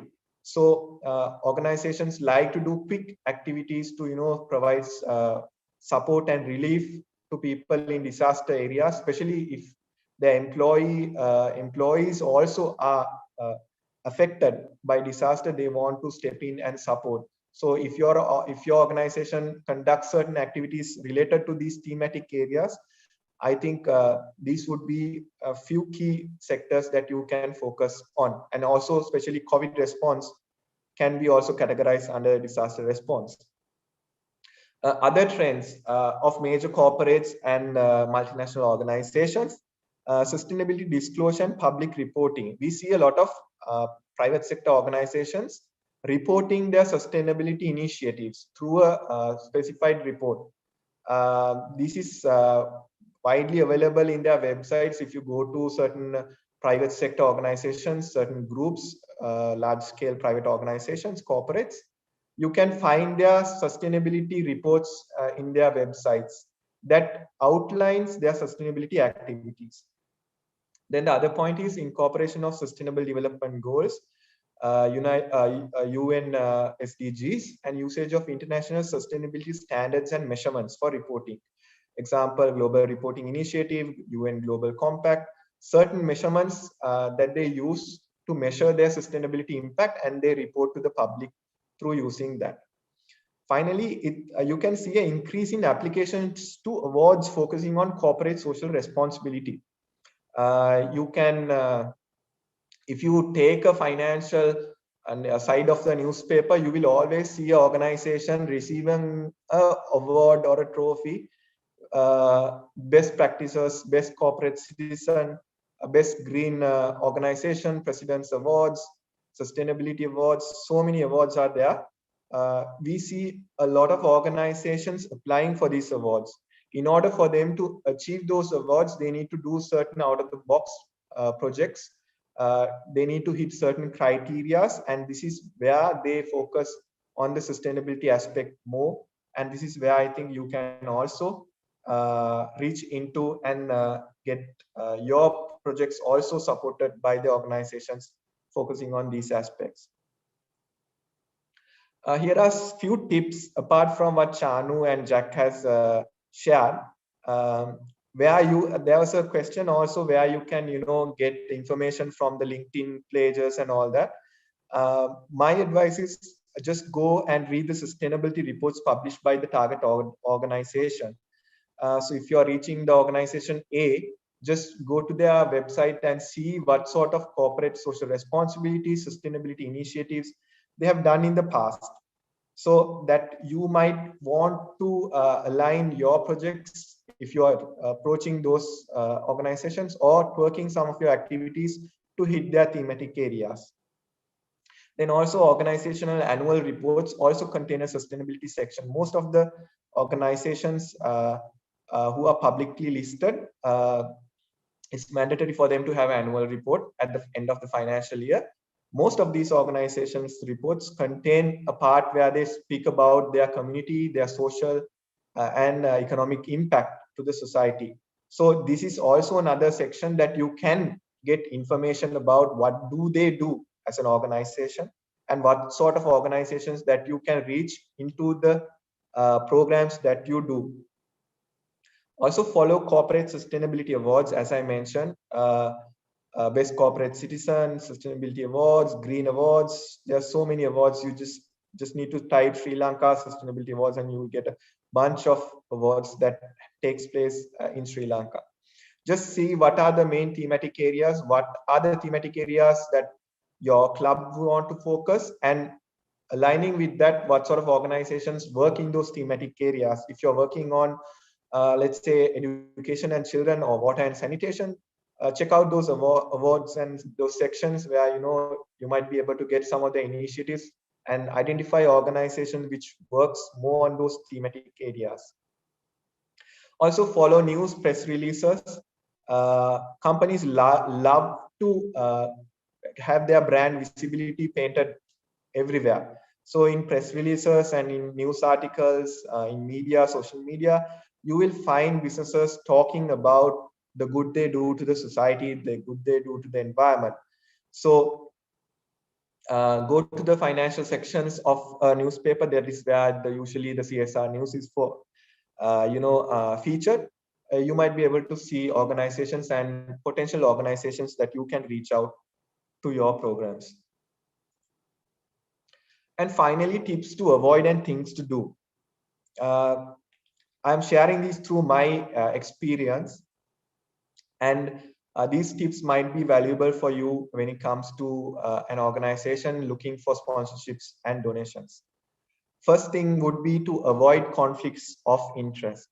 A lot of organizations, private organizations, when there is someone approaching them for sponsorships or a donation, if the pitch is all good, they don't really look into the details of the activities, what sort of beneficiaries are targeted, and so on and so forth. Even the charity organization which is reaching out to the corporate organization doesn't really do a background check about the organization. So let's say if you are doing a project for children about nutrition and health, and you're getting funding from an organization which sells alcohol and tobacco related products, or is an organization which has a reputation of having adverse health effects for children through their products. Avoid all these products, brands, and organizations. And as an organization, as a charity organization from your end, as a volunteer organization, do a sort of a thorough background of that organization and the brand that you're associating with, because when you are implementing the project or the initiative, the community or the people or the beneficiaries might be questioning you about associating with certain brands. So that is something that you need to always think about and keep in mind. Also, due diligence, do that. Do a background check about organizations' history. Like, some organizations are very dodgy. They have a very bad reputation in labor practices, human rights, violations within the organizations. They don't sell good products. They have a very bad reputation in the market. So do a basic background check to see whether you're associating with an organization which has a bad name, which might be a black mark to your organization as well. Then the third thing would be to see the bigger picture. Rather than going for one-off donations like, a cash donation to an individual, or, giving a book or a pencil or very small initiative, try to see the bigger picture from the corporate perspective towards sustainability, incorporating all those three pillars that I spoke about: people, planet, and profit. And try to come up with initiatives which are supporting all those aspects, not just one-off activity that creates visibility, but maybe a long-term project or initiative that contributes a lot back to the community, the environment, and everybody would be benefit from that. And those kind of projects can be talked about better than just one-off traditional one-off CSR initiatives. So see the bigger picture and try to focus more on impactful initiatives. Avoid ad hoc causes, as I spoke about now, and also focus on tangible, high visibility initiatives. Doing a social media campaign, raising awareness compared to actually going to the let's say a deforestation area and planting plants with, let's say, schools, the schools nearby or the villages nearby. The actual physical activity would create more awareness, more engagement, and more impact than actually having a post talking about stop cutting trees or plant a tree or something like that. Because to be honest, when was the last time you saw a post on social media and changed your behavior and attitude?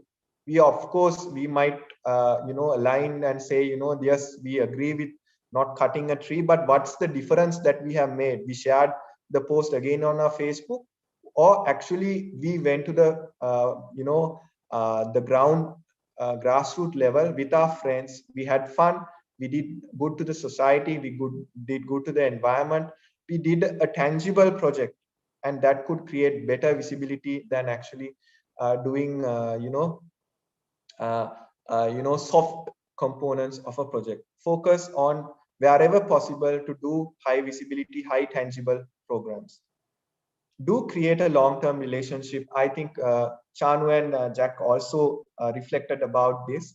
If you are entering into a partnership with an organization, if it's an organization focusing on sustainability initiatives more than CSR initiatives, you might come across they have certain projects which run throughout the year in falling into several years. Example, the product A organization might have a sustainability project called Senehasa, where they provide computer labs for schools, or provide maternal care for young women who are having infants or in their pregnancy period. That would be a project that they won't really stop from doing one or two activities, but it would fall onto several activities and run throughout most of the next financial years. So if you're partnering with an organization like that, and you get if you secure funding for activity related to that component they are focusing on also, you might be able to partner with them in their other cycles as well. That's why it's vital for you to create a long-term relationship with an organization like that, then even after your term, your office term is over, maybe the next office bearers might be also be able to reach out to them and have a very good relationship and having a very good sustainable way of sponsorships and donations into your activities. So these are the basic things that I can speak about sustainability and CSR. If you have any questions or for partnerships, do connect with me. My details are listed below. Before I close my presentation, I want to give a shout out to Rotaract Club of Colombo West. I have been recently part of one of their initiatives which they are doing on providing water and sanitation facilities for children. They have very creative ideas, and that's the good image that I have about Rotaract, partnering with them. And if you haven't checked that initiative out, I think it's called Swipe Right. Check it out. And I feel really good seeing all their work, and as well as taking part in this session, I see a lot of good things coming out from this as well. And I'm really happy to see such a wonderful collective of youngsters and people and professionals doing good back to the society. So that's end from my end. Back to you. Thank you so much, Ruanta. It was a very interesting, important, and valuable session because a lot of clubs across the movement, we focus on CSR and sustainable initiatives, most of all the clubs across the country. And so it's important to basically identify the importance that an organization also gives to these initiatives. So thank you so much for all the details that you shared with us. So Rwanda, just to ask you, when it comes to a CSR initiative or a sustainability initiative, when you are approaching an organization, are there any specific requirements that an organization will look into? Like it could be in terms of documentation, or are there any specific details that they will go into apart from the big idea?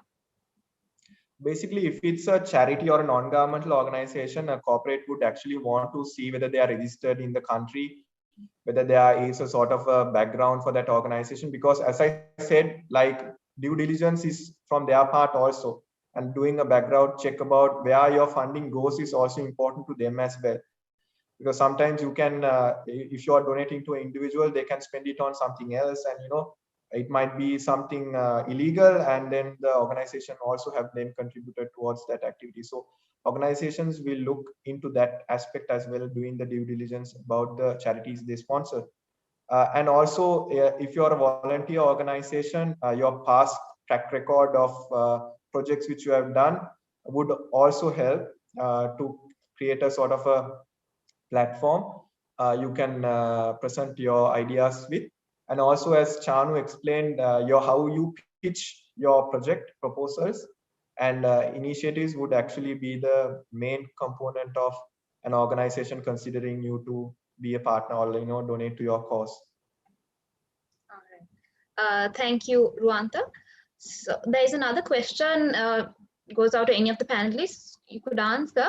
So the question is, how do you suggest we evaluate our projects? Given the fact that we are a part of a volunteer organization, sometimes it's difficult to position our projects in terms of value. Maybe we are undervaluing it or overvaluing it. So how do they find that balance?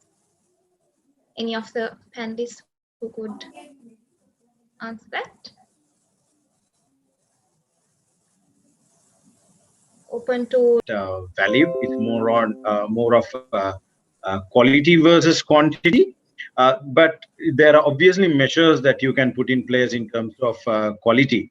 That's why I said number of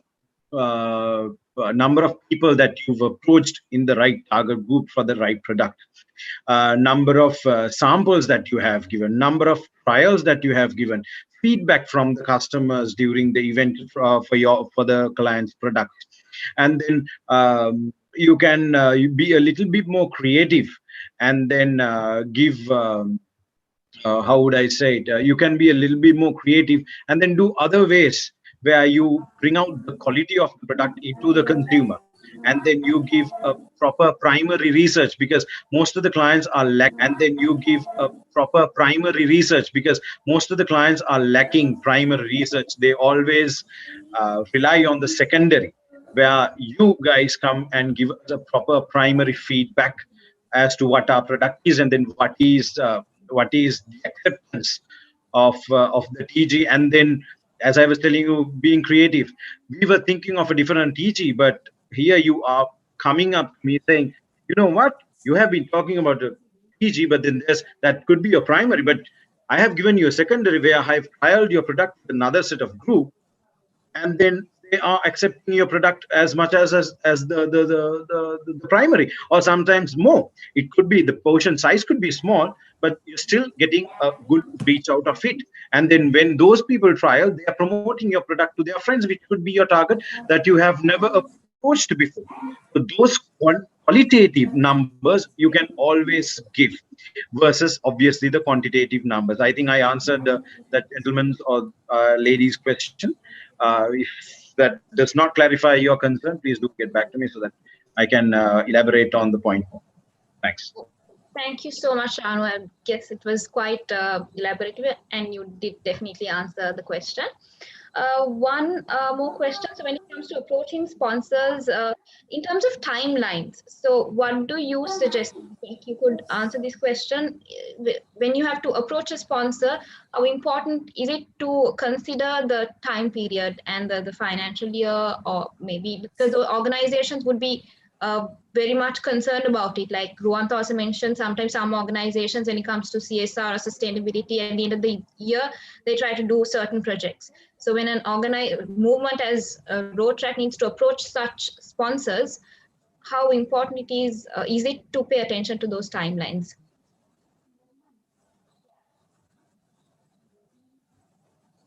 Maybe Jack. Can I take that? Yeah. So this is something that we constantly have this conversation. So basically, people come and ask us for money after anywhere after September. If you come and ask me for money, it's like sorry, we've not budgeted for it, or there are no funds available. So typically, a lot of multinational corporates tend to plan their year well ahead, and they have a very good sense of what they want to do with their marketing, sponsorship, advertising budgets in the year ahead. Ideally, you will engage with them well ahead to sort of plug in your itinerary with theirs and say, look, these are what we are trying to do, so that they have very good visibility of what's available out there and how they want to partner you. So anyway, going to somebody at the beginning of the financial year or the calendar year is significantly better, because they have the opportunity to plug in your activity into their whatever their spending mandate is. So, but having said that, if you have something in, see, the ideal time to pitch a project is not when you're trying to organize the project. I think Shanu touched on it earlier. It's about it's about creating a relationship, especially if it touches on sustainability angles that Rohanta also mentioned. You are trying to develop a partnership with somebody who has common agendas with you. So it's better to stay in touch with them, say that this is what you're doing. We might be able to help you out here. By the way, we might think of doing a project next March. This is what we're thinking of. So basically plotting your project pipeline with them and giving them a sense of your timeline. And basically it can even work the other way. They might come to you and say, hey, guess what? We've got an approved budget. Can you do something for us in this time frame? So having that active dialogue with your potential sponsor is a very important thing. And there is no exact answer, but please don't wait until late in the year. Have an engaged, a pretty good dialogue with your sponsors, and that will give you a very good sense of what the timeline is. Thank you so much, Jack. I guess we've answered all the questions that have been posted. So it was a very valuable and very informative session, because we touched upon a lot of areas: deliverables, success factors, sales and marketing aspects of an organization, CSR, sustainability. These are all important areas that we as Rotaractors also need to pay attention to before approaching sponsors. So I guess it was a very important session, and we got a lot of feedback from our members as well. We've been getting saying that it's a very valuable session. So gentlemen, thank you so much for your valuable time. But before we move on to the next session, we would like to invite all our Rotaractors to maybe switch on your cameras. We would like to take a picture with our panelists. This is the new way of trying to capture everyone present at a virtual event. So I would like to invite everyone who has joined via Zoom with us to switch on their microphones. If you have your virtual backgrounds on, switched on as well, because we have 300 participants with us via Zoom. So the host could let us know once the image is captured.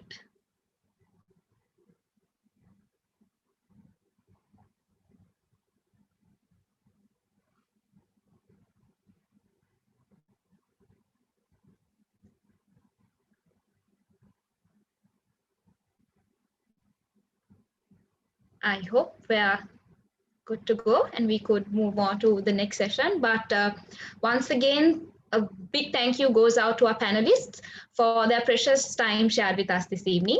So on behalf of the Rotaract District 3220, I convey my heartfelt gratitude to Chanu Dimel, Jack Dias, and Ruanta Katugaha for their invaluable insights and knowledge that you shared with us.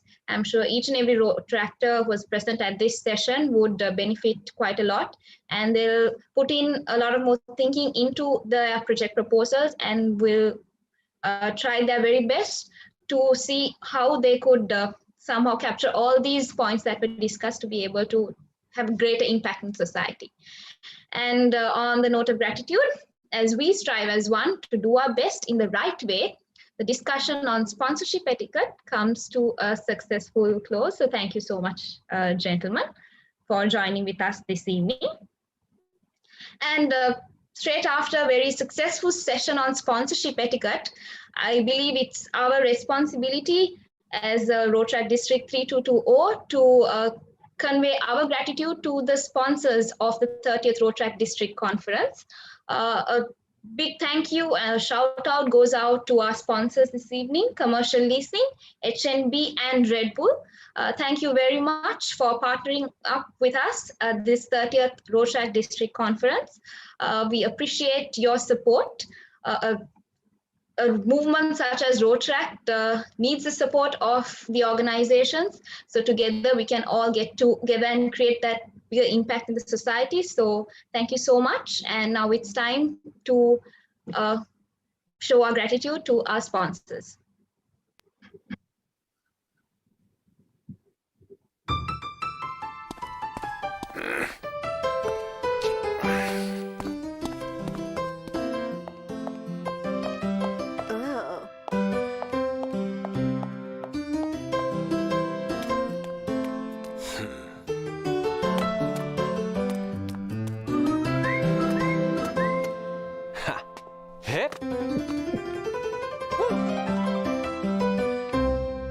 Red Bull gives you wings.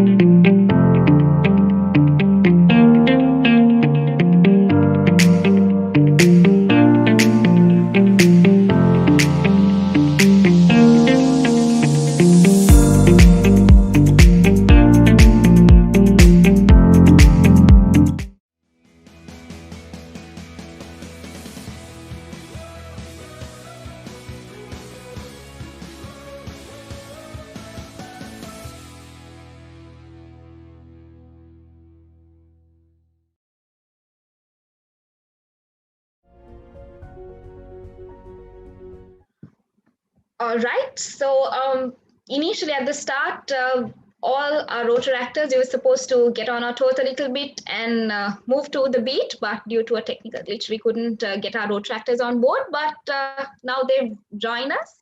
We have two very talented Rotaractors, Rotaractor Tanuja from the Rotaract Club of Faculty of Medicine, University of Colombo, and Rotaractor Kalpani from Rotaract Club of Kurunegala.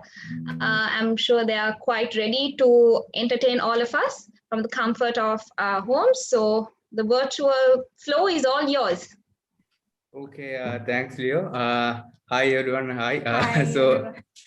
Yeah, we're really sorry about the earlier, we had a power outage. So yeah, so we are ready with today's entertainment program. So I am Tanuja Kodalagadar. I am the president of Rotaract Club of Faculty of Medicine. And I'm Kalpani from Rotaract Club of Kurunegala.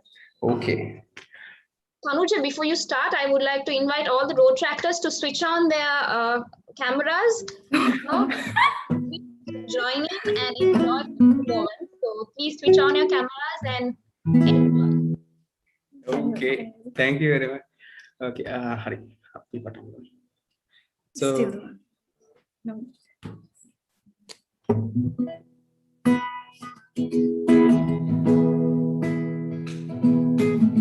Looks like we made it.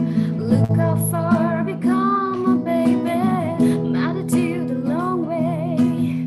We knew we get there someday. You guys said, I bet they'll never make it, but just look at us holding on. We're still together, still going strong.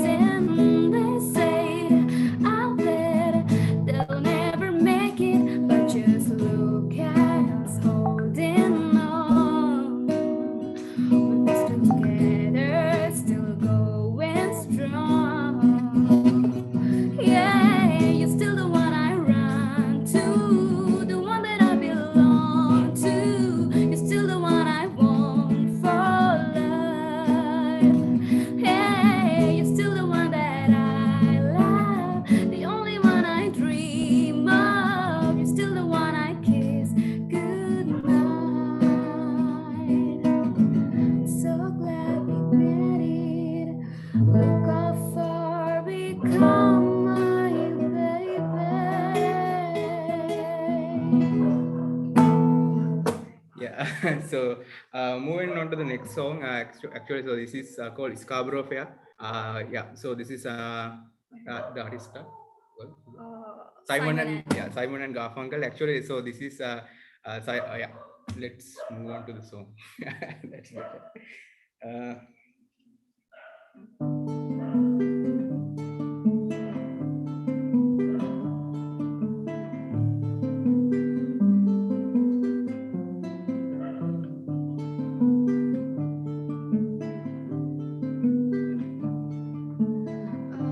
Are you going to Scarborough Fair? Parsley, sage, rosemary, and thyme. Remember me to one who lives there. She was once a true life of mine.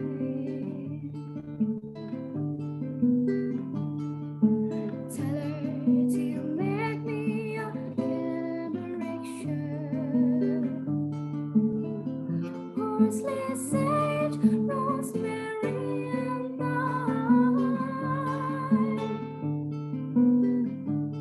Without no seams, no needlework, then she'll be a true life of mine.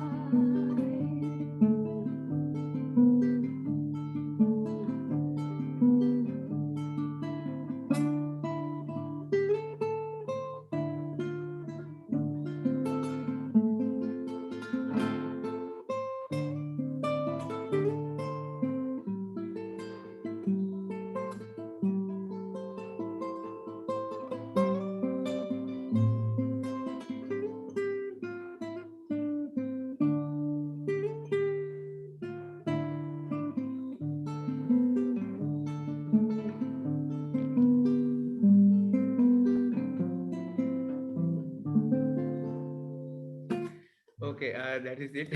So this is actually pretty yeah, nostalgic for us because this is the first song we sang as in our I think Rotaract installation back when I was in Rotaract Club of Kurunayakal.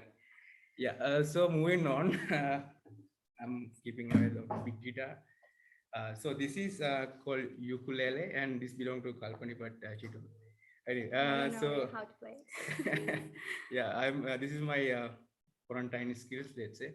So let's move on to the next song.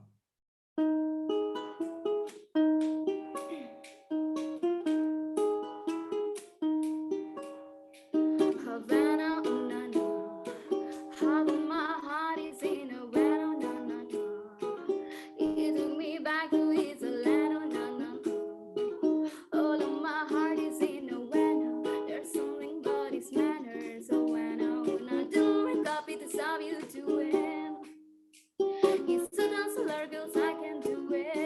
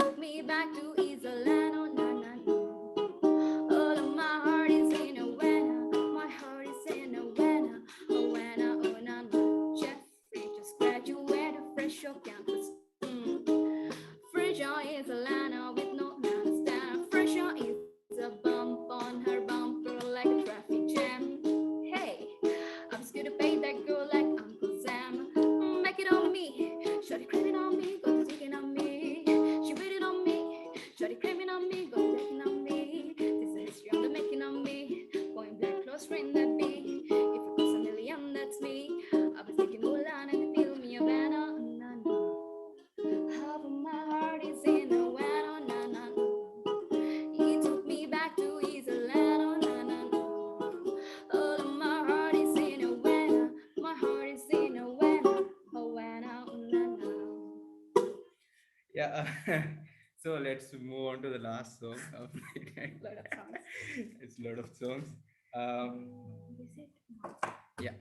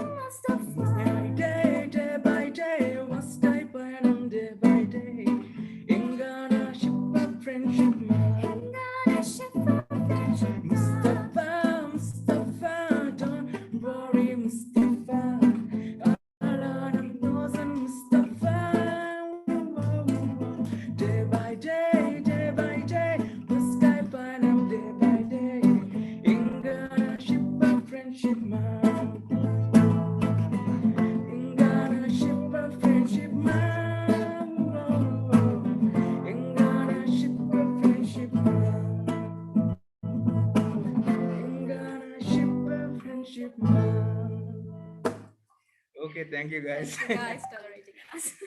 Thank you very much, Thanuja and Kalpani. I think the two of them deserve a huge round of applause. Maybe all of you could unmute your microphones and give them a huge round of applause, because I don't know whether the two of you were able to take a look at the chat box because there were a lot of comments. A lot of them, all the Rotaractors were enjoying it thoroughly. And some of them had really mentioned that, wish we had met physically so everyone could enjoy it. But nevertheless, the two of you made this evening a very memorable one and a very nice evening. So thank you so much. We really enjoyed each and every song. So thank you so much for all that effort. Okay, thank you. And other thing is like, this is I think my sixth conference as a Rotaract. So I never thought like I'd be able to perform in one. So thank you for inviting both of us. So see you guys. We had to get you on board, Tanuja. You're one of those most important singers that every Rotaract event, all the Rotaractors will agree with me, I'm sure. So we had to get you on board. So thank you so much for that wonderful performance. Okay, thanks. Bye. Enjoy listening. Bye. You too. All right, now we got to move on to a very interesting session, a session that everyone has been looking forward to. So that is to vote. Now it's time to vote for your favorite papas. So it is time to help your friends become superstars in this town of Rotaract Papas. The Rotaract Papa Awards, the results will be out only on the 23rd. That is this Sunday. And that is the most awaited and most fun-filled event of the conference. So in order to get all the results together and to be able to give it out to all of you, we need your support. All of you need to get together and vote for our Rotaractors. So if you are a registered member and you were unable to register yesterday or join yesterday's session and vote, this is your time. So there will be a link that will appear in the chat box. You'll be able to join this link and vote for your favorite Rotaract Papas. You'll be given 15 minutes to vote for them. So there are 13 categories, some interesting categories. A lot of Rotaractors have been nominated. So this is your chance to make a very wise decision. If you can't really remember what the 13 categories are, don't worry, we have a video prepared before you start voting. We will show the videos, so you will be able to go through all the categories, go through all the nominations once more and make your decision. So this is your time to see who the most deserving papas are in the Rotaract district. So before your time starts to vote, I would like to invite the hosts to share the video so that all our Rotaractors will be able to go through it once more before they start voting.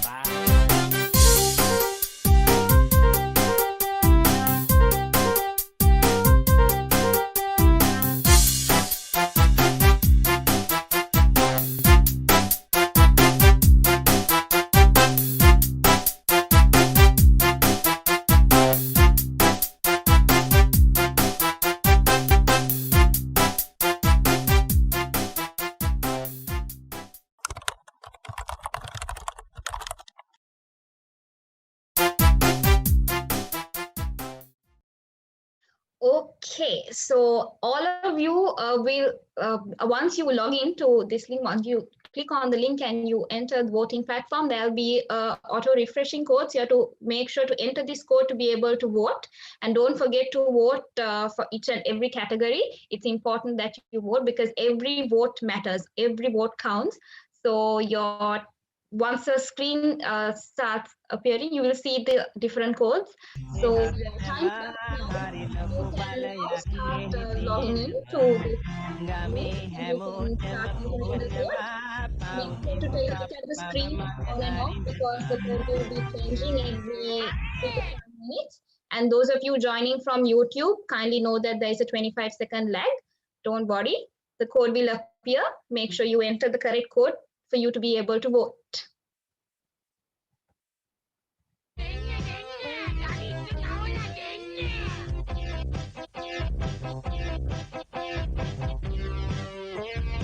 Enter the characters, all the symbols, the the numbers. Make sure you pay proper attention to the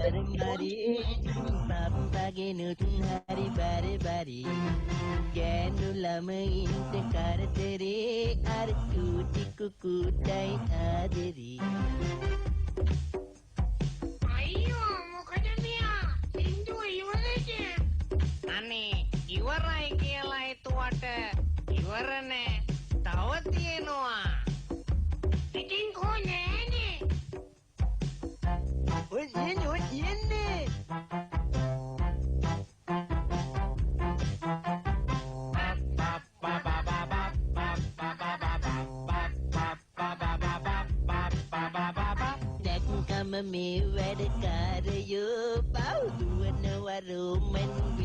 The link has been posted in the chat box and join and enter the code.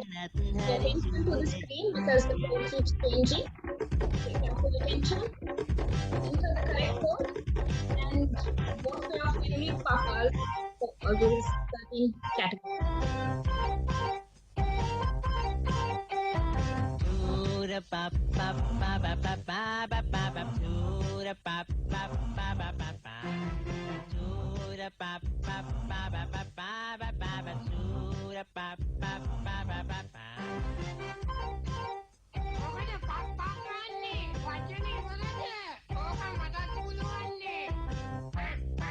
Carefully enter the code because there are a couple of characters, capitals, symbols, numbers, so make sure you enter it correctly.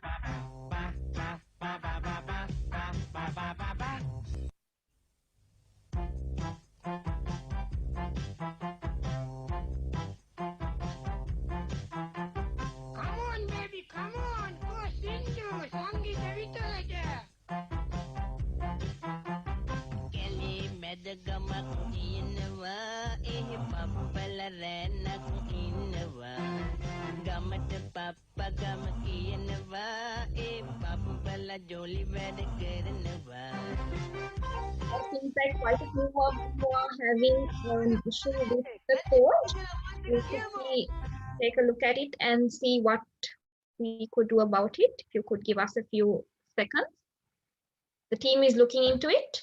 We will keep you posted if there are any changes.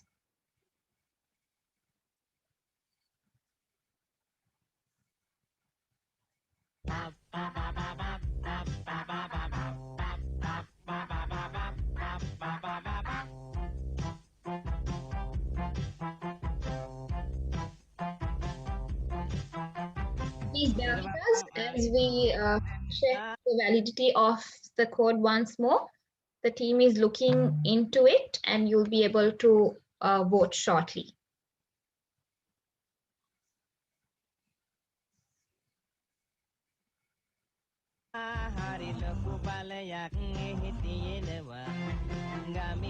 Also remember that you can only vote once. So once you enter that code, you'll get access to vote for all those categories. You get to vote only once.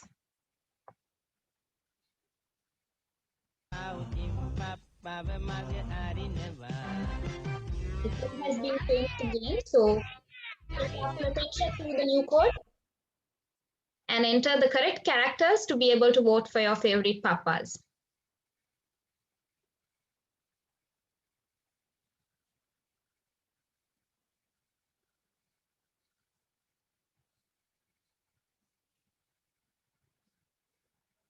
If you still haven't logged in, this is your chance. The link is in the chat box. Join, enter the code, and vote for all the papas in the Rotaract District 3220.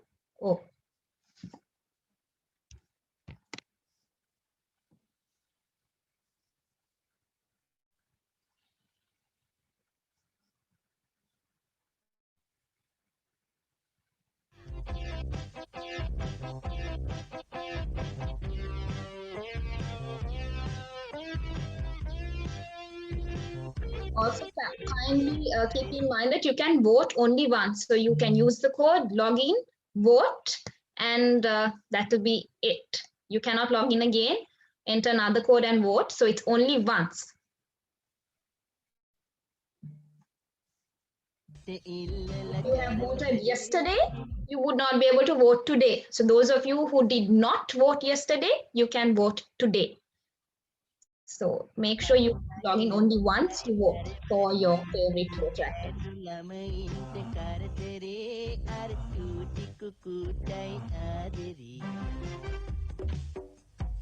අයියෝ මොකද මෙයා සින්දුව ඉවරද අනේ ඉවරයි කියලා හිතුවට ඉවර නෑ තව තියෙනවා ඉතින් කෝ නෑනේ ඔය තියෙන්නේ And pay attention to the code, it keeps refreshing. So enter the correct code. Remember, you can vote only once. Don't try to enter the new codes every time and vote. If you have already voted once, that's fine. You have already completed what you're supposed to do. You can relax until time's up and everybody else is done with their voting. So you don't have to worry about trying to log in again, including another code and trying to vote. If you've done it once, then you've done your job. So do not worry.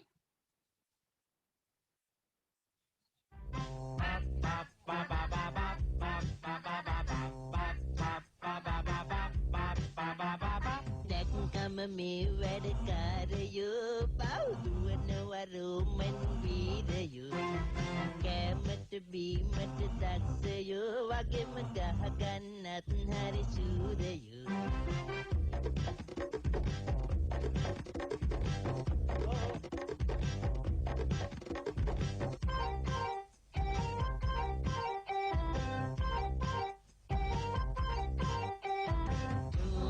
pa pa pa pa pa pa pa pa pa chura pa pa pa pa pa pa chura pa pa pa pa pa pa pa pa pa chura pa pa pa pa pa pa මොකද පප්පා ගන්නේ වචනේ ඉවරද ඕක මට පුළුවන්නේ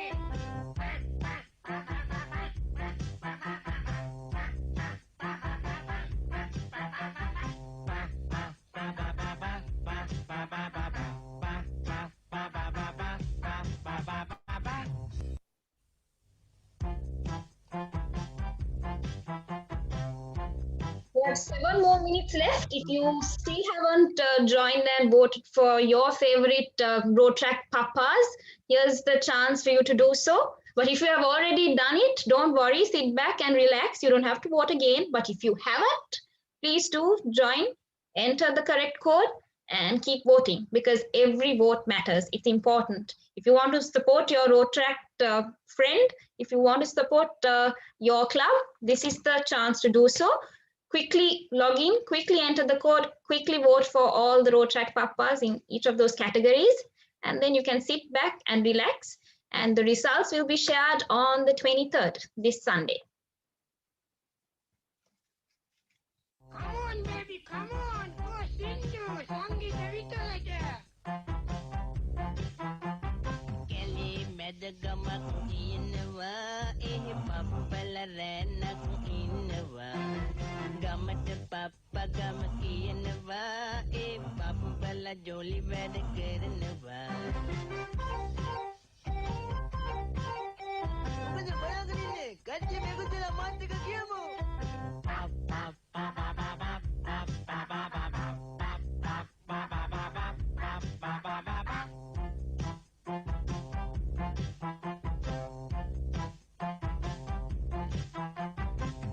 Papa Ariste Hadaneva Hari Loku Balayak Hitieneva Gami Hamotem Poveneva Pautim Papa Maga Arineva අනේ දෙන්න නරිත් තවල දෙන්න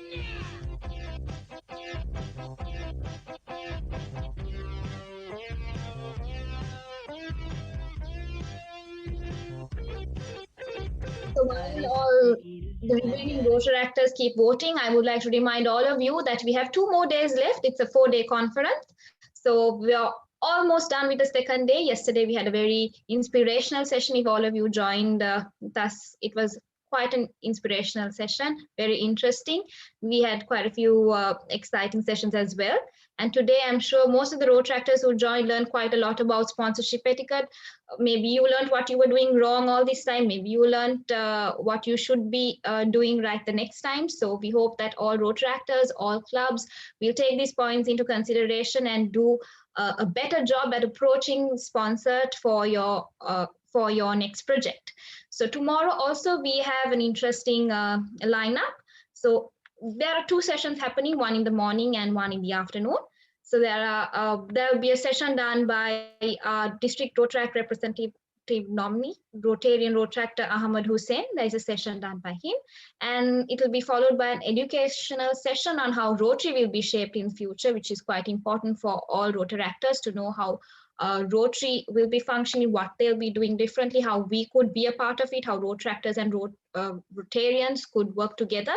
So it will be quite a useful session to join for the morning session. And also there'll be another project planning session on environment, because a lot of clubs, we focus on a lot of environmental initiatives as well. So it's important to know what we should be doing right to be able to help the environment as well as Rotaractors. So there are quite a few sessions that have been planned in the morning and also in the evening. So you need to join tomorrow's session in the morning to find out what will be happening in the evening. So please do join with us tomorrow and also on Sunday, because there are a lot of interesting sessions that we have planned for you. You would have already seen a lot of teaser posts as well about the interesting things that will be happening tomorrow and the day after. So you need to join with us to find out what exactly we have planned for you. We have a few more minutes left, about 2 to 3 minutes left for you to finish voting. So if you still haven't voted, please do join, vote for your favorite papas, and sit back and relax and be prepared for tomorrow's 2 sessions as well as Sunday's session. Bring in a lot of energy. Unfortunately, we won't be able to see each other, but bring in a lot of energy and join tomorrow's session as well as the session on Sunday, because it's going to be a very interesting 2-day session. අයියෝ මොකද මෙයා සින්දුව ඉවරද? අනේ ඉවරයි කියලා හිතුවට ඉවර නෑ. තව තියෙනවා. ඉතින් කෝ නෑනේ. ඔය තියෙන්නේ.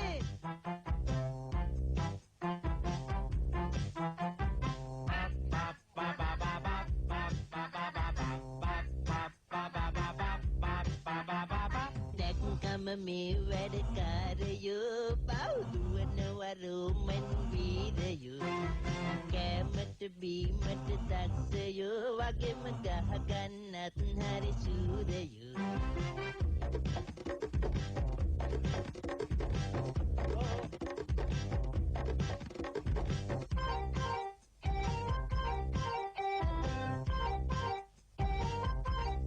We're down to the final minute. This is the last minute left to vote today. So if you still haven't voted for your favorite papas, click on the link, enter the code that you see on the screen, and quickly vote for your favorite papas.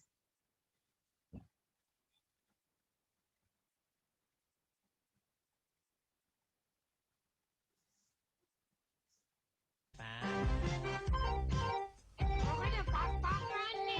වචන ඉවරද? ඕක මටත් පුළුවන්නේ.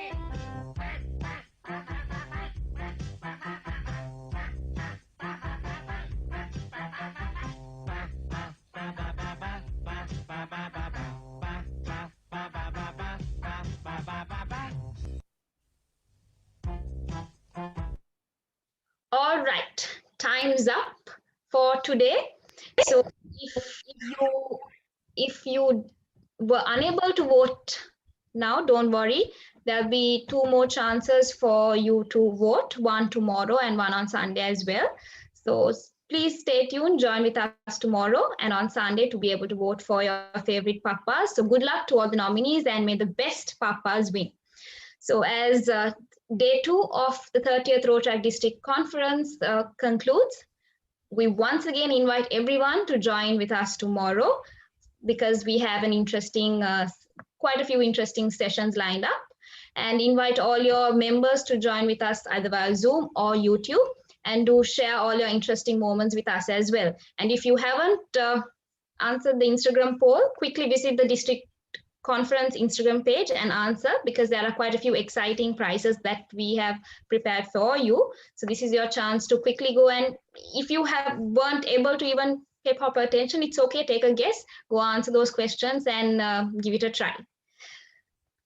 We have come to the end of yet another interesting session, so stay tuned as we unite against the tide to bring you an experience like no other in the upcoming 2 days.